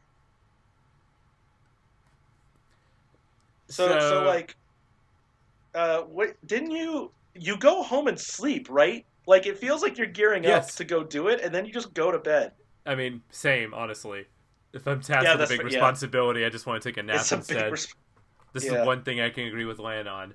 Wiley's not concerned that the science lab knows his address because he made something called the Life Virus. That sounds bad. I like the Life Virus. That's a good name. I'm fine with that as the name. Wiley wants to erase stuff. That's their in-game plan, is what I wrote here. Yeah, Wiley, I'm not gonna fucking nitpick it, but it is like, I don't know what Wiley's plan is exactly again. He's gonna shoot a missile, and what does it do? It deletes things. Okay, so it deletes, like, the cyber stuff, right? Does it delete the real world? I think so. I don't remember. I'm very confused by this whole plan here. I'm sure it stated, yeah. Oh, I just wrote, I just gave up on calling it the Life Virus, and for the rest of my notes here, it's called the Anti-Life Equation. Oh, Michael, I was just, like, when they called it that, I was like, this is just the fucking Anti-Life Equation. I was also like, okay, he's just getting all these things together in front of, like, a blackboard, but instead of a fucking equation, it's just a virus. I was also like, this is just the fucking Anti-Life Equation. But that's fine, whatever. He needed all of these fucking things to make a virus that deletes stuff off the internet, which is not that difficult. Or again, real life, I don't know. But also, like, I did like how the old man was just like, wasn't he like, yeah, I know I don't look it, but I was in, World or Web 3 or whatever the fuck. Like, he's just a very old man. And he's like, I know I don't look a kid, but I was a terrorist 10 minutes ago. I'm reformed. I've changed in my old age. A lot of reforming going on in this game. I mean, because they see Wiley's sinking ship, and they're like, we don't even know what his plan is. We're just going to bounce at that school. He's getting schooled by a 10-year-old, so... Yeah, they were like, this is a red flag, guys. This is, I gotta be honest, this is a big red flag. There were several other red flags. The presence of skulls everywhere on the designs, also a red flag. But him losing to a 10-year-old... the life virus was a red flag. Yeah. No concrete business plan. Big red flag. Dad doesn't know how to get to the base. WWW, which takes way too long to say. Another red flag. Yeah, Lots exactly. of red flags in the Wily Zone. Just do better with your terrorist organizations, guys. They're not doing good. They could take notes. They're bleeding members. They're getting owned. They're looking. Oh God, we barely had anything to the donation box this month. You just gotta have faith. Look, we're trying. What if we throw a pizza party? Yeah, that'll bring in some new members. Just ice cream social. Come to the W3's ice cream social. We'll get started. We'll discuss net navies. You can jack into the ice cream. Everything's good. Yeah. Also, it's mandatory, so everyone has to do it. Yep. So when you wake up, by the way, doesn't he just hijack the TV? Which I feel like happens a lot in media, and I never saw happen in real life. Yep. Bad guy tells everybody his plan. Wiley announces his plan to the entire world instead of doing it. They will be hacking military satellites. That's bad. Okay, that's what it is. Or what are you guys gonna do with it? Whatever. Man, did you talk to everybody after this? After this message goes out, did you talk to all the NPCs? This dark, man. They're like, this is the funniest stuff in the game. There is a genuine laugh out loud moment where you talk to this old woman who says, like, I think it's finally time, and then says, Grandpa, I'm coming up there to join you. And it's like, Jesus! Yes. A woman that seems calm about the whole thing. She's ready to see her grandpa again. Higsby is kidnapped. Yes. Real quick, there's also another guy, just some random adult man, who when you talk to him says, little boy, please do something about the WWW rocket. I just like that even, like, this game is like, you there, child. Do this, save the world. Oh yeah, Higsby is kidnapped, isn't he? They're all kidnapped. Wait. Yes, they're all kidnapped. All the W3s, right? Yeah. So, Mel is behind you. Lan thinks MegaMan is hearing things because she's trying to follow you to the base because you have to... You're trying to find the location of their... you know where it is. You just got to figure out how to get there, and all it is... Isn't it like just a Metro card that gets you there or something? Yeah, but it was something you had to... you had to find it. So that was the problem. For me, at least. Is that you could get the card easily. Yeah, the card's not the problem. The card is right there by Higsby's desk. There's someone who says, like, oh, it looked like he dropped something or whatever. So it's like, okay, the game was like, here's where you need to go, dumbass. I'm like, great, I'm a dumbass, I need it. What was confusing to me, and it kind of ties into something I brought up in the first episode, is apparently you're supposed to go to the school, and that is where the Metro line is. I was just trying to, use the card at the main Metro line, and it was doing nothing. That's right, it's the fountain for the school that opens up. Yes, and there's no hints or indication that any of this... I guess there was something about rumblings there or whatever, but, like, I gotta be honest, man, that one was really kind of a stretch for, like, where do I go? Over my head. I was like, there's a bunch of weird stuff happening, like... Oh, yeah. Because you do that, you take the Metro line, and then you end up at, like, sludge... But the pass is expired, and the alarm sound from GoldenEye plays. Oh, my God, I forgot how stupid this is. I'm sorry. Like, you have to... This is so... I say stupid... It was so unnecessary. You want to talk about padding, dude. Yes. The pass is expired. I'm sorry. What level of, lack of inspiration? How desperate are you to pad this game? You're like, we need, 10, 20 more minutes. And you're like, well, what if the card is expired? I don't know if I've ever had that in one of those like RPGs where it's like get the key card to go here, and they were like, "Oh, it's expired." This to me was a genuine. It It's sucks. fine because I didn't have to have a bunch of weird random encounters, but it is a genuine low point in the padding of just like Cause you have to go all the way back to the government building and have your dad just change the expiration date. that's all. That's all. Like there was no Yes. reason for it. And then he There's apologized absolutely no reason for it. because they realize we have to give him a character moment, and then he apologizes for not being home enough. Is that why you think they did it? Like I I don't. don't. I feel like they could have written that into any other scene. Yeah. This was genuinely baffling to me because it's not even like a dungeon. It's literally just go here and do this. And if he didn't have this, then the lead up to the dungeon would actually be pretty good. Because you get to the dungeon, all the 3 defectors are tied up, and then you climb the tower. And this reminds me so much of Ganon's castle from Ocarina of Time. Because each section is a mini version of the dungeon that you've played. And all of these were fun.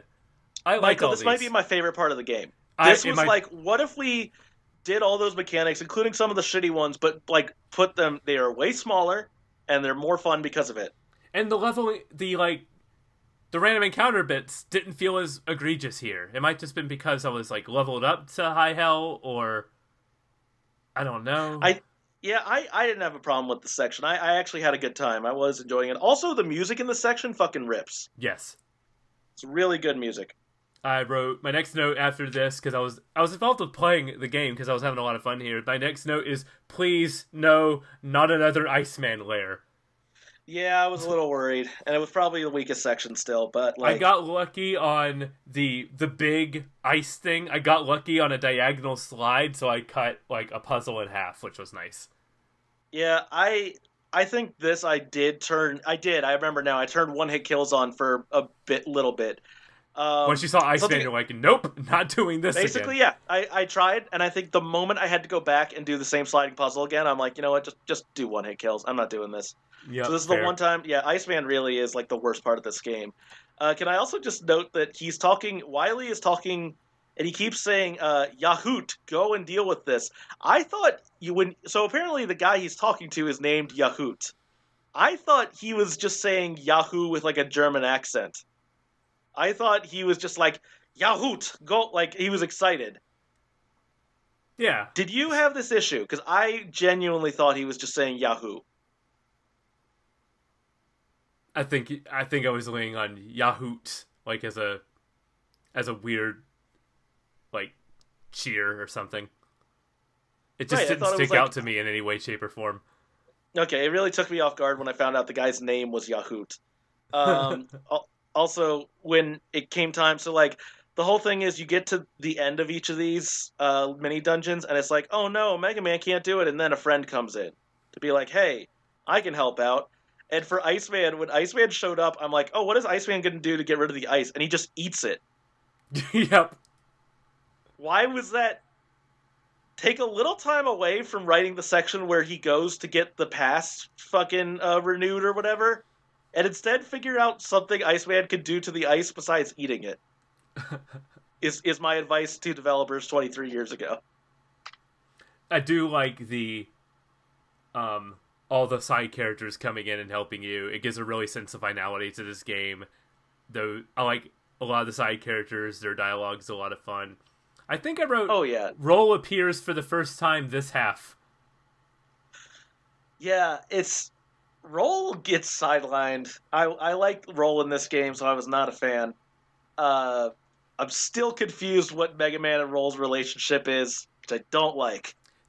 Yeah, I think I looked it up. I think they're not related in this universe, but it's still, if you're related in any universe, it's already like a red flag for me. Yeah. Here comes the point in the return save. When Roll appears, Lan says, I was doing fine by myself. No, you were not, Lan. You had help in literally every other dungeon. Oh, so that must have been, Michael, I literally have in my notes, it just says fuck Lan, and I didn't write any context to that. That's probably it. But I believe, based on what is before and after, that is this part where I just said, what the fuck, dude? I might take it back. It might not be it might not be Shark Man that's the toughest boss fight. Magic Man is kind of brutal. Magic Man's pretty rough. Oh, so the only way I could beat Magic Man. So Magic Man is one of those bosses where like he spawns in smaller enemies, but he can only have 2 at a time, right? Yeah. I would just get 2 enemies that were easier to avoid than others and just keep them alive. Okay. What I did was I used I made sure to have a lot of steals in my deck to steal to locations down the board, because then there's some ones whose attack don't reach fully, and I can just charge, go to the middle lane, shoot Magic Man, jump back, charge, go to the middle lane, and shoot Magic Man. So as long as I was juggling like the lesser enemies, but because of that, you have to kind of pray to RNGesus that this kind of works out in your favor, because if you get 2 hard enemies from the get-go, it's going to be tough, and especially if you get that fucking cloud. We're past the point of no return save. So it makes every loss in between once you finally meet the final boss all that more frustrating. Yeah, I think you're right. I think Magic Man killed me way more times than the actual final boss did. Yes. And I think it is because, there were just some enemies, and I bet, people who've played this game front and back know, okay, these are the best ways to take out these enemies, but, like, especially with those fucking clouds that would, summon a thing, I hated those maybe more than any other enemy. I hate the clouds. They're the worst I really hate the fucking clouds. And I found that actually fast charging heads that you have to shoot with a higher level attack in order to break their defense. But I kind of liked fighting those. I genuinely enjoyed like the mechanic of like, okay, let them shoot and then dodge and shoot again. Those 2 together were a problem. Anytime it was those 2, the cloud enemy and the charging guy on screen, I died like every time. I agree. Did you also wrote, he's a magic man, whatever? I did not, but I did think it was funny that he just said, magic man. I was like, we're not going to do any joke on this. But yeah, basically I was thinking it. Okay, that's good enough for me. After a tough boss fight, Mega Man is shot with the anti-life equation and is killed. Proto Man then kills Magic Man. And then So it is I just want to note, when Mega Man is quote unquote killed, as you say, they cut to land and it's just it looks like it's just him looking at his iPhone. It's this very dramatic moment and he's just like looking at his phone like he just pulled up Google News. Like, this just in. Your brother's dead again. Yeah. Well, my brother. Yeah. Oh, it's because this is where we find it all out. Your dad reveals Mega Man was made with your stillborn's twin's DNA, named Hub. Oh boy. Okay, so the name Hub is dropped at one point. There is a hint of that, but a couple things about the sequence. Number 1, the music is wild. Like, what a choice! The music is for a dramatic. Your partner is actually essentially the ghost of your dead infant brother. That was the music they chose, which is like a pretty upbeat theme in my opinion. I'm not a music connoisseur, but I was like, wow, really? This is the music we're going with here. And, okay, this is the classic, like, I feel like this happened way before. Like, you would not get the story now because we all know how DNA you can't just do this with DNA, but like, I feel like there was a point in stories around this time where DNA was just the go-to for everything. Of course. DNA, yeah. So it is like, and I specifically have here, he says that you 2 were from the same egg. That is what the dad says. He literally says, I got the quote, "You were born from the same egg, your DNA is identical," to which I'm like, well, the father's not a part of this equation, damn. And I feel like, that's what it was. He wasn't even like, he says he had heart trouble and became too weak to live, which is a dark line in your video game about children. Then you apply Hub's like backup DNA, hub.bat to MegaMan.EXE. You basically mod your executable file so that it can play on Windows XP or something. Yes, with the DNA of, and I need to stress this one more time, your dead twin baby brother. Oh. Yeah. It literally is it's just an insane choice, and I don't entirely blame the people who made the anime who said, no, That's not what we're gonna do. It's the Shadow the Hedgehog thing all over again. Except not as egregious, but... You're right, because the Shadow the Hedgehog one is applying a real-world horrific disease to this fucking talking supersonic hedgehog. Yes. Whereas this is, in a weird way, it's much more tame that it's like, oh, it's a dead kid. That's what is at the heart of all this. Sure, why not? Also, I didn't get a chance to watch it before this, but I was like, did they see the movie AI? Was that out at this time? Was that what that movie was about? The fucking Spielberg Kubrick movie? I haven't seen it. Neither have I. You know what? I'm probably talking out my own ass here. I do know. I don't know about like regular Astro Boy continuity. I know that in the movie, that the American movie they did like a decade ago, they do the same thing, where the kid actually dies, but a hair is left, and they clone they get all his memories and like clone him from the hair into a robot. Now I don't know if that is original Astro Boy or that is just the American version of this. But in a weird way, if it is, it does fit into the original Astro Boy, like, you know, Mega Man is just Astro Boy. Like keeping with Capcom, the Bionic Commando, your wife is your arm thing. Yes, you know what? That is the Capcom fighting game crossover I want. I want all the dead family members who came back as like technology. We can get multiple. There's probably a couple in Resident Evil. I was about to say there's got to be like at least 2 from Resident Evil where it's like, oh, this part of me is like my daughter or something like that. What the fuck is Lisa's deal in Resident Evil 1? I don't remember, but she's probably part of this. But yeah, so we've gotten to the big elephant in the room, which is that. And by the way, Lan takes all of this like a fucking champ. Obviously, you know, very few questions. He applies the mod to the executable, no questions asked. He's like, sure, I'll apply this DNA to my robot. Also, I love. I do have the line of dialogue where Lan says, "You mean Mega Man will be born again? ... as my twin?" To which I'm like, "No, that is not what he said. How the fuck did you get that?" It's a lot for him. To be fair, this is very confusing stuff at a very traumatic time. He's fighting terrorists, yes, and he's told his stillborn brother is Mega Man all along. Yeah. Wily enters the anti-life equation into the big machine thing. Also, is your dad Dr. Light?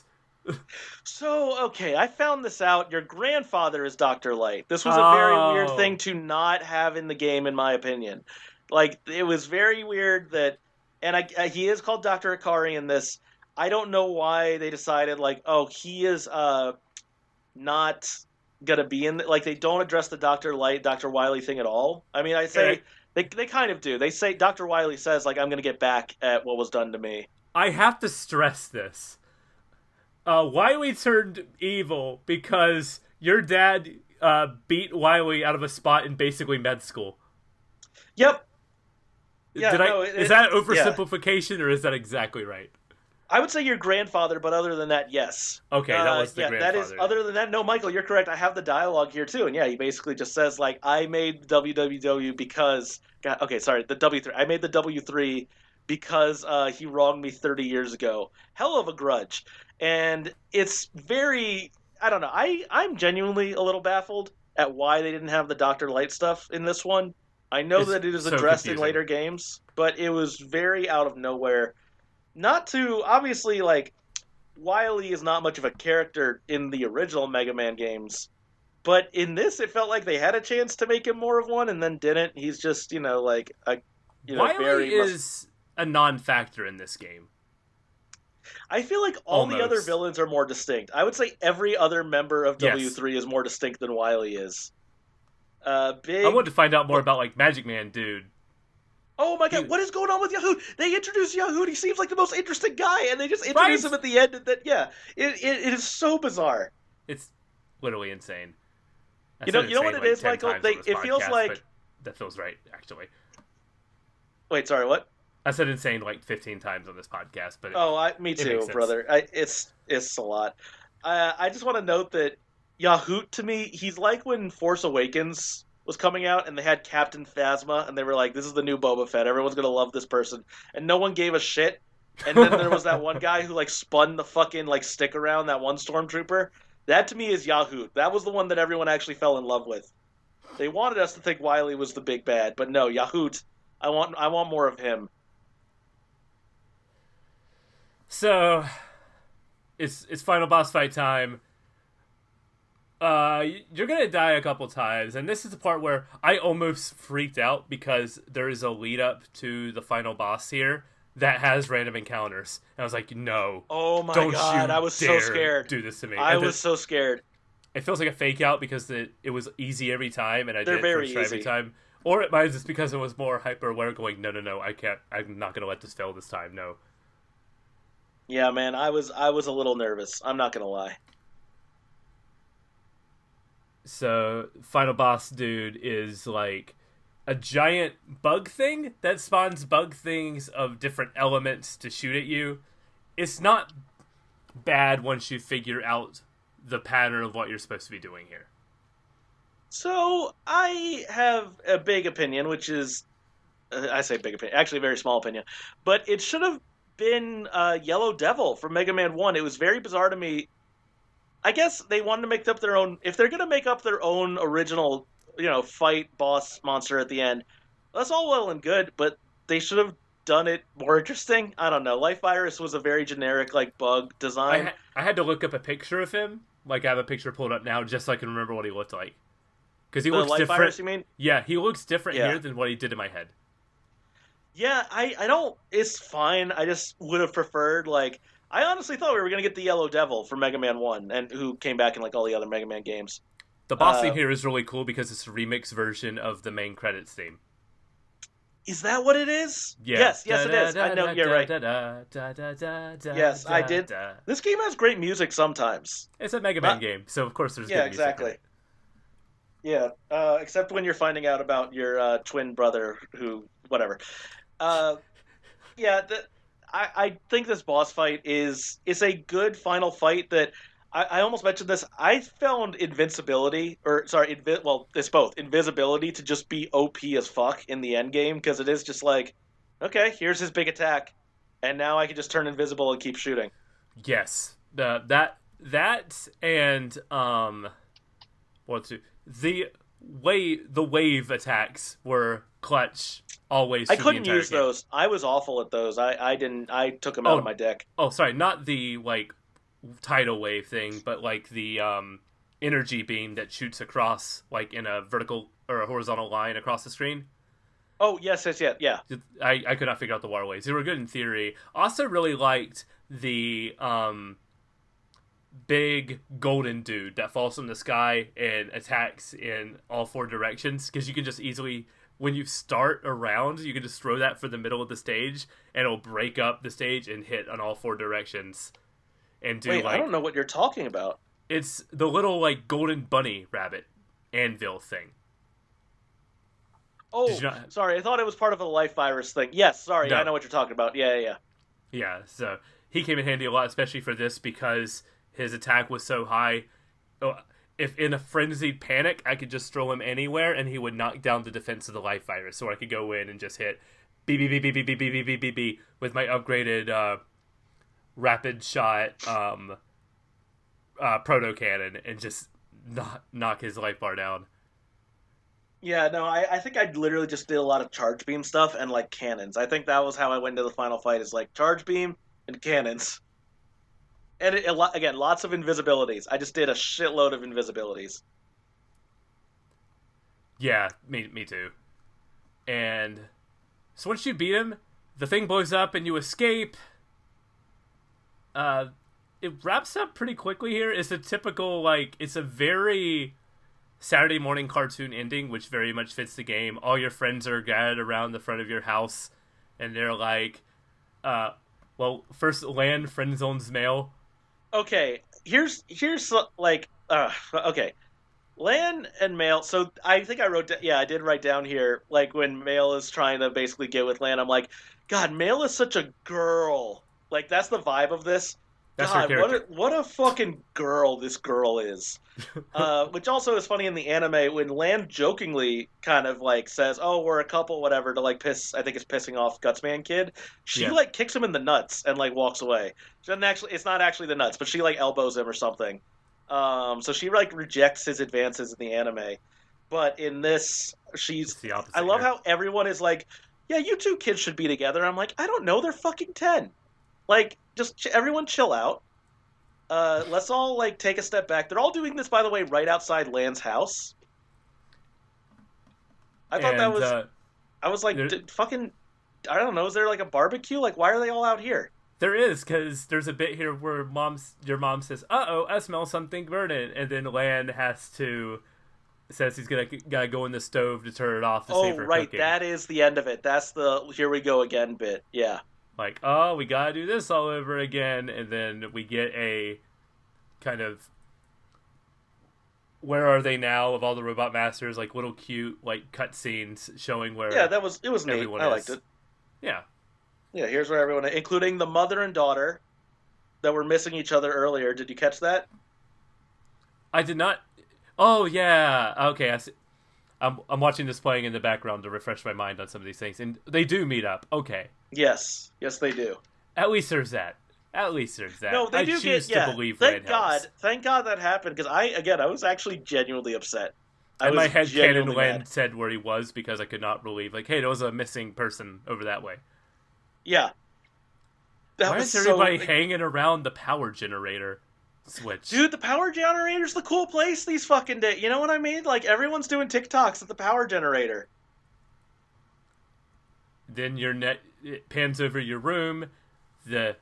Your net navi is like beeping. I don't know if that's like a call to action or if it's a like just it's completed its charging or something.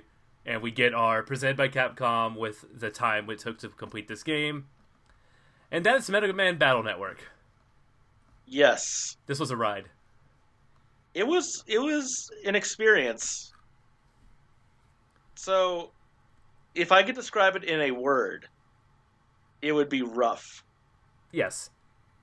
It was just, and I think I said this, used this word multiple times in the first episode, but it is very rough and it is very first drafty.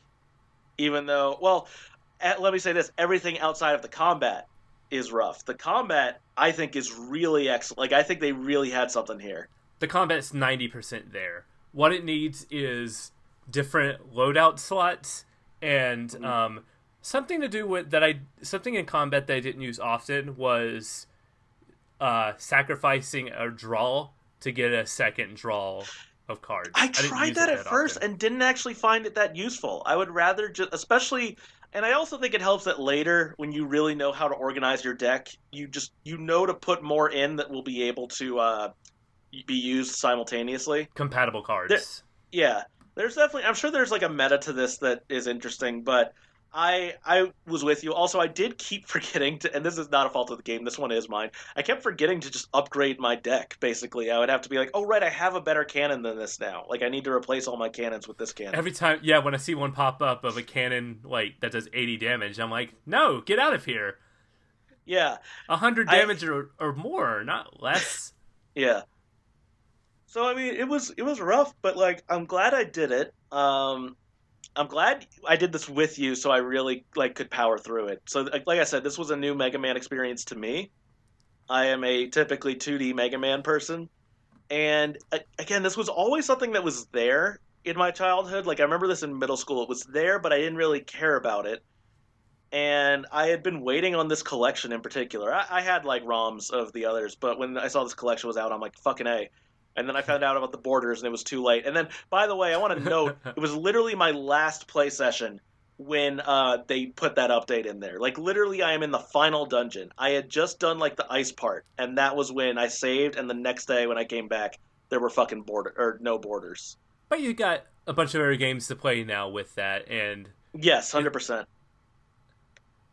Well, let me ask you this, Michael. Like, yeah. Oh, sorry, go ahead. I was going to say... I come out pretty positive on this game. Because like we said last time, the Iceman dungeon is still the worst dungeon. What we were worried about did not come to pass. There is not a section worse in this game than the Iceman dungeon. And because of that, I feel like this game is mostly here's a pun, a net positive. That's a good one, Michael! Thank you. That's a fucking... You did it! Fucking did it! So Oh I God. I like that this is my introduction to Mega Man. I like having the weirdest possible first game to play and beat of this game. So I kind of want to check out the rest of the Battle Network series. Maybe not like immediately, but Hmm. for sure Battle Network 2 is going to be something I would want to check out eventually, or even just go back and play. What I might do is start the first one of each of the Mega Man games and just see which one fits my vibe the most. Oh, that's interesting because Like I'm, do a Mega Man Legends, do a Mega Man Zero, do a Mega Man like Network Battle, do a Mega Man like Classic, MegaMan.EXE, and just Mega Man Soccer, and just be like, what's my Mega Man? I like this world, I like these characters, I like the look of everything. Which Mega Man is my Mega Man? And it might be this one. I like this one from a starting point a lot. I hear that the first Mega Man game in itself is a good idea that's pretty rough, so I'm very curious if Battle Network 2 fixes, irons out a lot of the problems, and actually makes like a really cool portable RPG. I think that's fair. I think that you definitely should, because I'm a big Mega Man fan. You should try the others. Um, but I think the comparison to one, I mentioned this in the last episode, but I stand by that. I think it is a rough game. It's got a great foundation, but it really needs to be ironed out. And there's just also a lot of like late 90s, early 2000s design choices that don't age super well. And by the way, I want to note that this collection, I was really hoping there was an option to turn off random encounters like they've done for like the Final Fantasy remasters. That would have been nice, but so be it. You can I turn off think random I'm. encounters in the Pixel remasters. Oh, sorry, I don't know about the Pixel remasters, but for like 7, 8, and 9, like the Oh, okay. PlayStation ones, yeah. Oh, that's Um, hmm. I don't know what that means, but That sounds uh, pretty good. it's very nice for certain things, and so. Yeah, I'm glad I did this. I did have fun with it. I think just the frustrating parts really stood out for me because, and by the way, I don't know how I would have done this game without like podcasts to listen to for some of the drearier parts. I'm not gonna lie.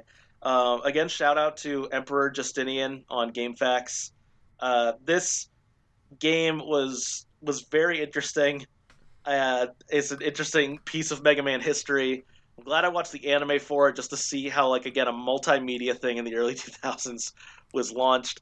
And yeah, I have one last issue I do take with the game, which is that of the Mega Man 1 Robot Masters, they have 5 of 6. They have Fireman, Iceman, Electman, Cutman, or sorry, Gutsman, and Bombman. And what I'm getting at is, where the fuck is Cutman, my favorite? He's the fucking greatest. It is a bizarre absence. You don't It start the show with a showstopper. You gotta save him for the sequels. I can't You gotta have believe something to Cutman put wasn't on in this. I'm genuinely like not happy about that. Cutman is my fucking favorite by like a mile. Go watch some early 2000s ads of Battle Network 2 and see if Cutman is teased for the Yeah, sequel. I'll Like have if to. he's the big bad. Well, he's definitely the one like the post credits like why wasn't he here to begin with?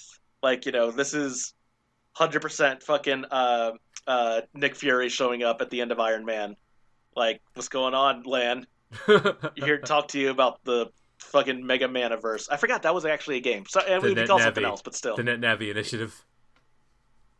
Yeah, man. I did enjoy it though. I was very positive. The negative stuff, it's just easy to talk about because it stands out so much. I agree. This game club was a lot of fun, and I'm very glad we did this. But Tanner, why would we let the fun time stop? Would you like to join me for one more one-shot game club?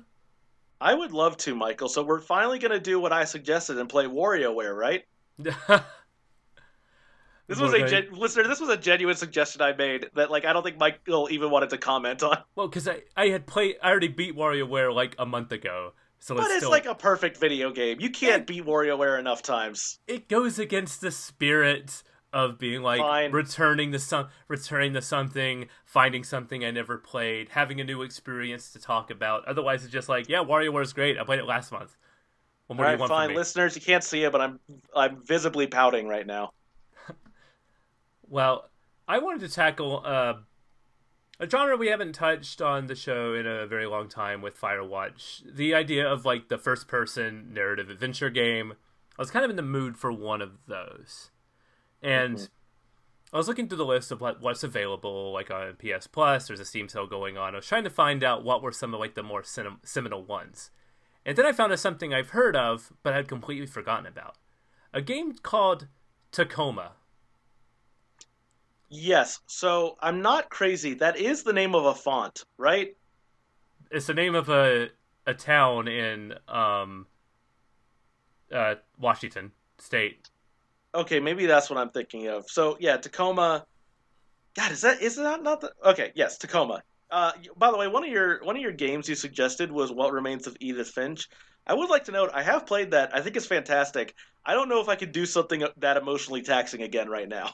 Okay, I didn't know how because the thing is with these, you never know if it's how emotionally taxing the scene's going to be. Jazz Punk was one of the ones on my list, and I was worried that would be fun, but I'd be worried that we would just be talking about that was a funny bit. That was a funny Yeah, bit.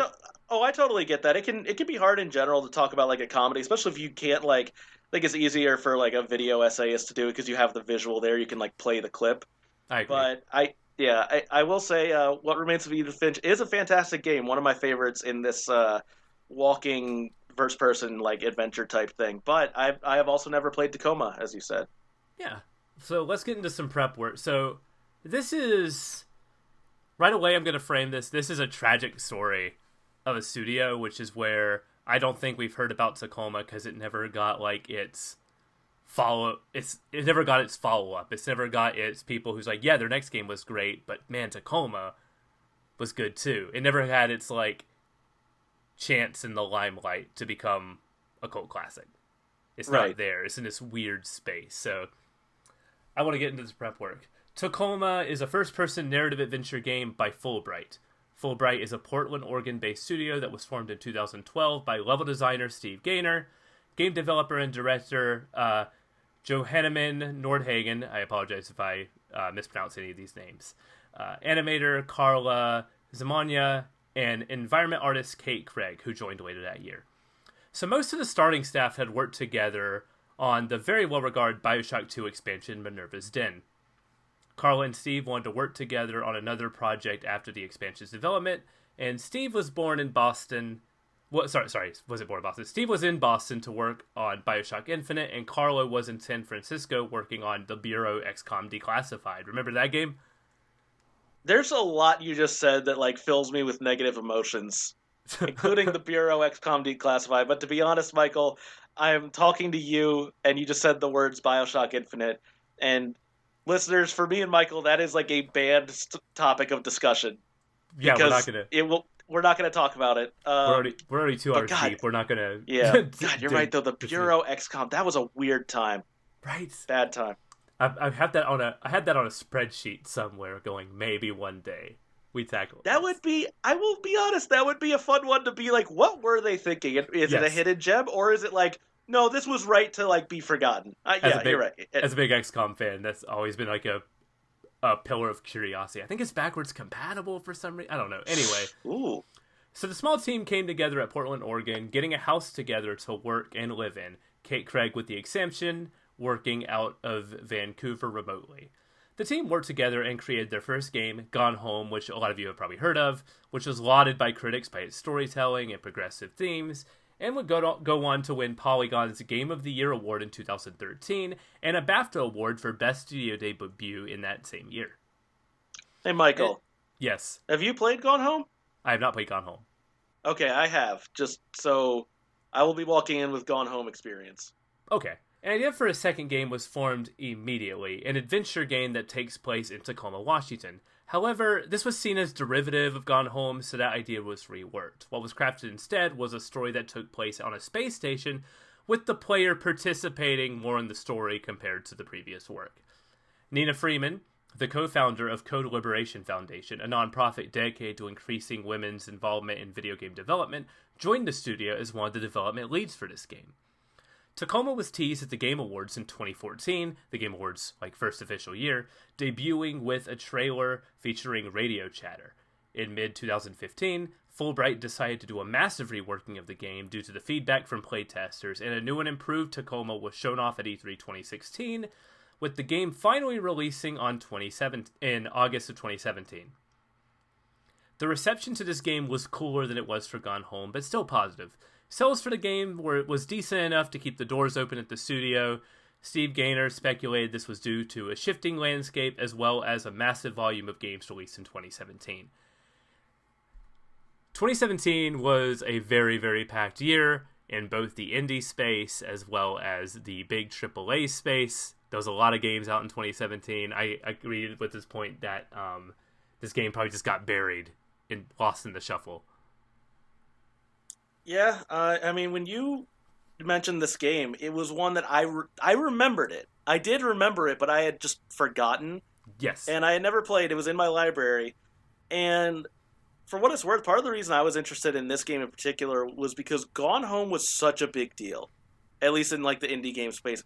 And also, it started some of, in my opinion, the most insufferable discourse of around that time in regards to like, what is a video game? And, you know, people were like, well, not this type of walking garbage. And it was just very, and for the record, I'm not the biggest fan of Gone Home, but there was just it was so annoying to discuss that discourse. Game.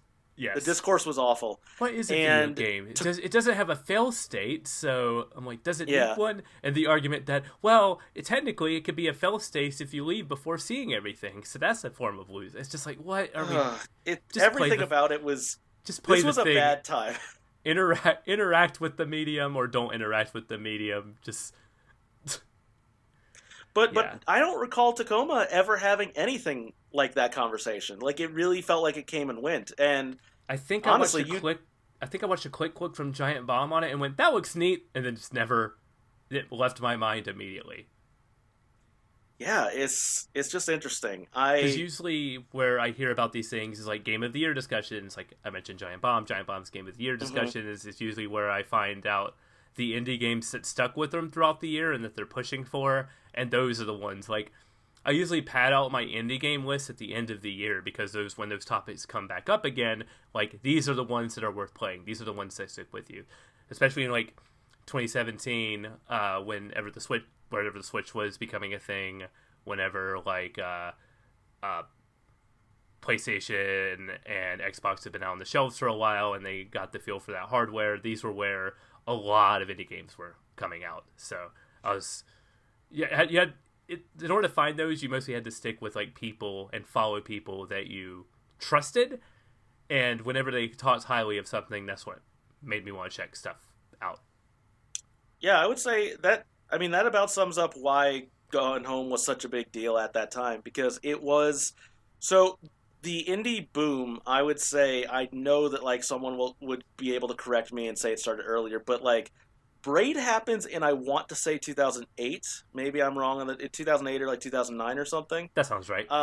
Yeah, and then Gone Home comes out in 2013, and there's a lot of stuff in between there, obviously, but Gone Home really felt like this is not like Braid is very much a video game. Like, it's got time warping puzzles and stuff.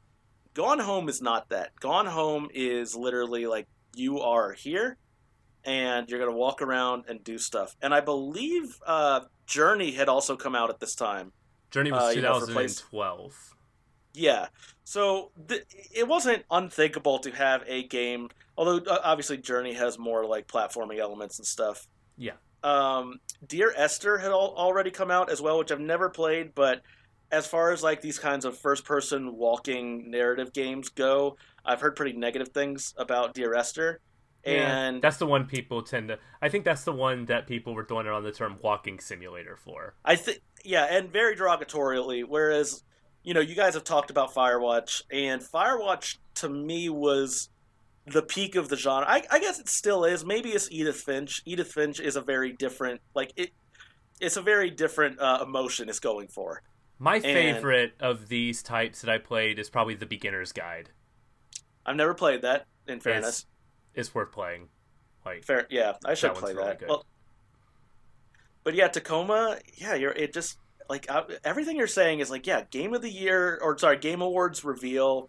All this again is from the Gone Home people, which again, I've said what I said about the discourse, but like it was like, oh my god, the people who made this indie darling are making a follow up, and then it just came out, and that was it.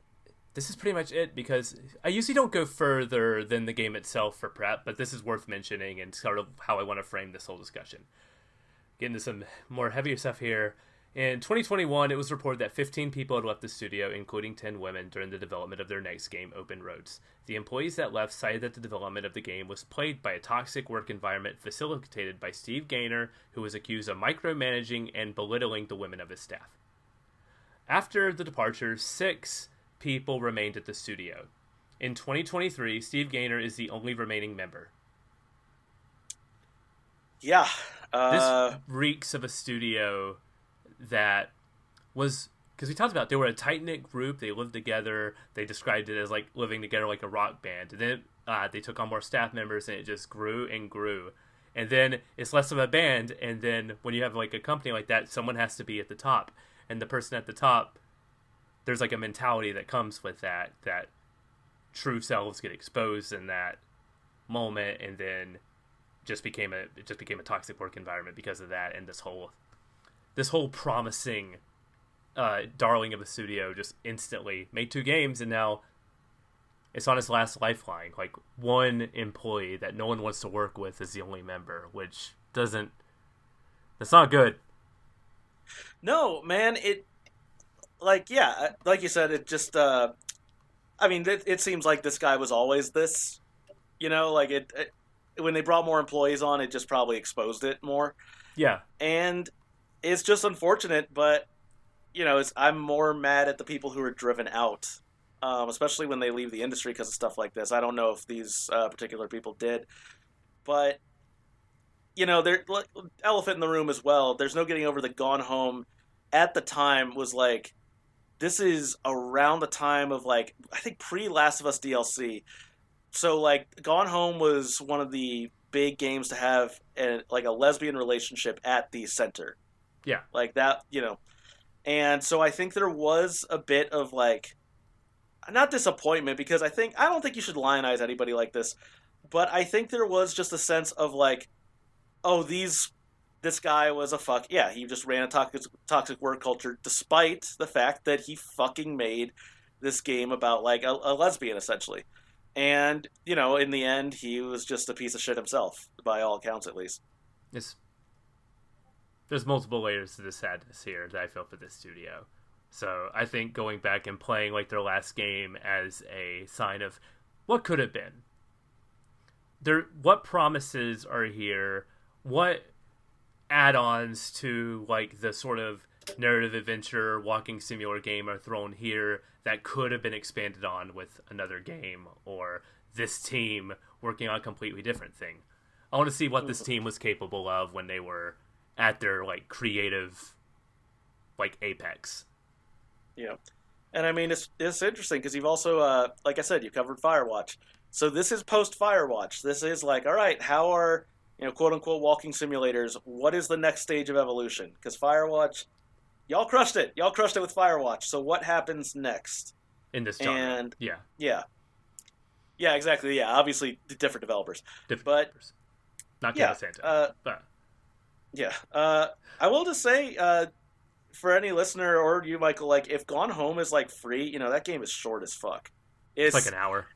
Yeah, it's really short. I might delve into some walking simulators during this time just to see. No, it's interesting because it's undeniable that it's a genre, or at least a style, if not a genre. And some of them are very effective. Again, I think Firewatch is excellent, and I think Dear Esther. I cried at the end of Dear Esther. Or wait, no, fuck, not Dear Esther. No, I didn't even play that. Sorry, Edith Finch. Yeah. Okay, they can't just, you know what? Not just like, here's a fucking person's name. Go. Virginia. We're outlawing that for, we're not doing, oh god, there's going to be one, and it's going to take place in Virginia, and the girl's going to be named Virginia. There's a game called Virginia. Oh, wait, really? That already exists. I don't know if it's a walking simulator. It might be an adventure game, but... Whatever. Listen, yeah. You know what? Let's get the Mega Man walking simulator. I would kill for the fucking Battle Network walking simulator. But yeah, I'm excited to see what this is. And yeah, I didn't know I recall hearing about this stuff about like the dissolution of the studio basically. But until you brought this up, I had kind of put it out of my mind. Me too. I did not I forgot about this whole thing. Like it just fell by the wayside. Like, to be fair, the years 2021 and 2022, video game news was not really at the precipice of my mind here. I think it was, if this is 2021, I think this story is buried under, like, more Cyberpunk 2077 discussions. You know, like, it's like, whatever. I'm excited to play this game, both as, like you said, this what could have been, but also just, like, what were they going for at this time in this genre's, in this evolution, essentially? Yes. And if you and listener why does no one like, remember? Yeah, and if you listener would like to play along with us, the game is available on Xbox, PC, Mac, PlayStation, also a part of the PlayStation Plus Extra tier, and Amazon Luna. First time playing an Amazon Luna game. Hey, Michael, I have to ask a dumb question. The fuck is Amazon Luna? It's their streaming box. Wait, so it is a box? It's a box.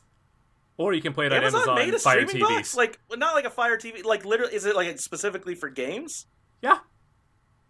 When did this happen? I think it might be it's like their Stadia thing. I think it happened in a couple years ago. Okay, see, this is why I would rather be playing games in the net from the year 2000. All right, that's why I don't know what this is. Well, we can because it's the end of the show. Staying in the save at gmail.com for all your emails, questions, complaints, and suggestions and whatnot. We are at Stay of the Save on various social medias, including Twitter for some reason, Instagram for show updates, and TikTok and YouTube for some fun little clips from the show, as well as some just lunacy that happens there. Tanner, thank you so much for joining me for this one and for the next one. You've been a great guest. And thanks for having me. I'm looking forward to it. Absolutely. It was a really fun time. And thank you, listener, for continuing to support and listen to Stay the Save. Once again, stay safe out there.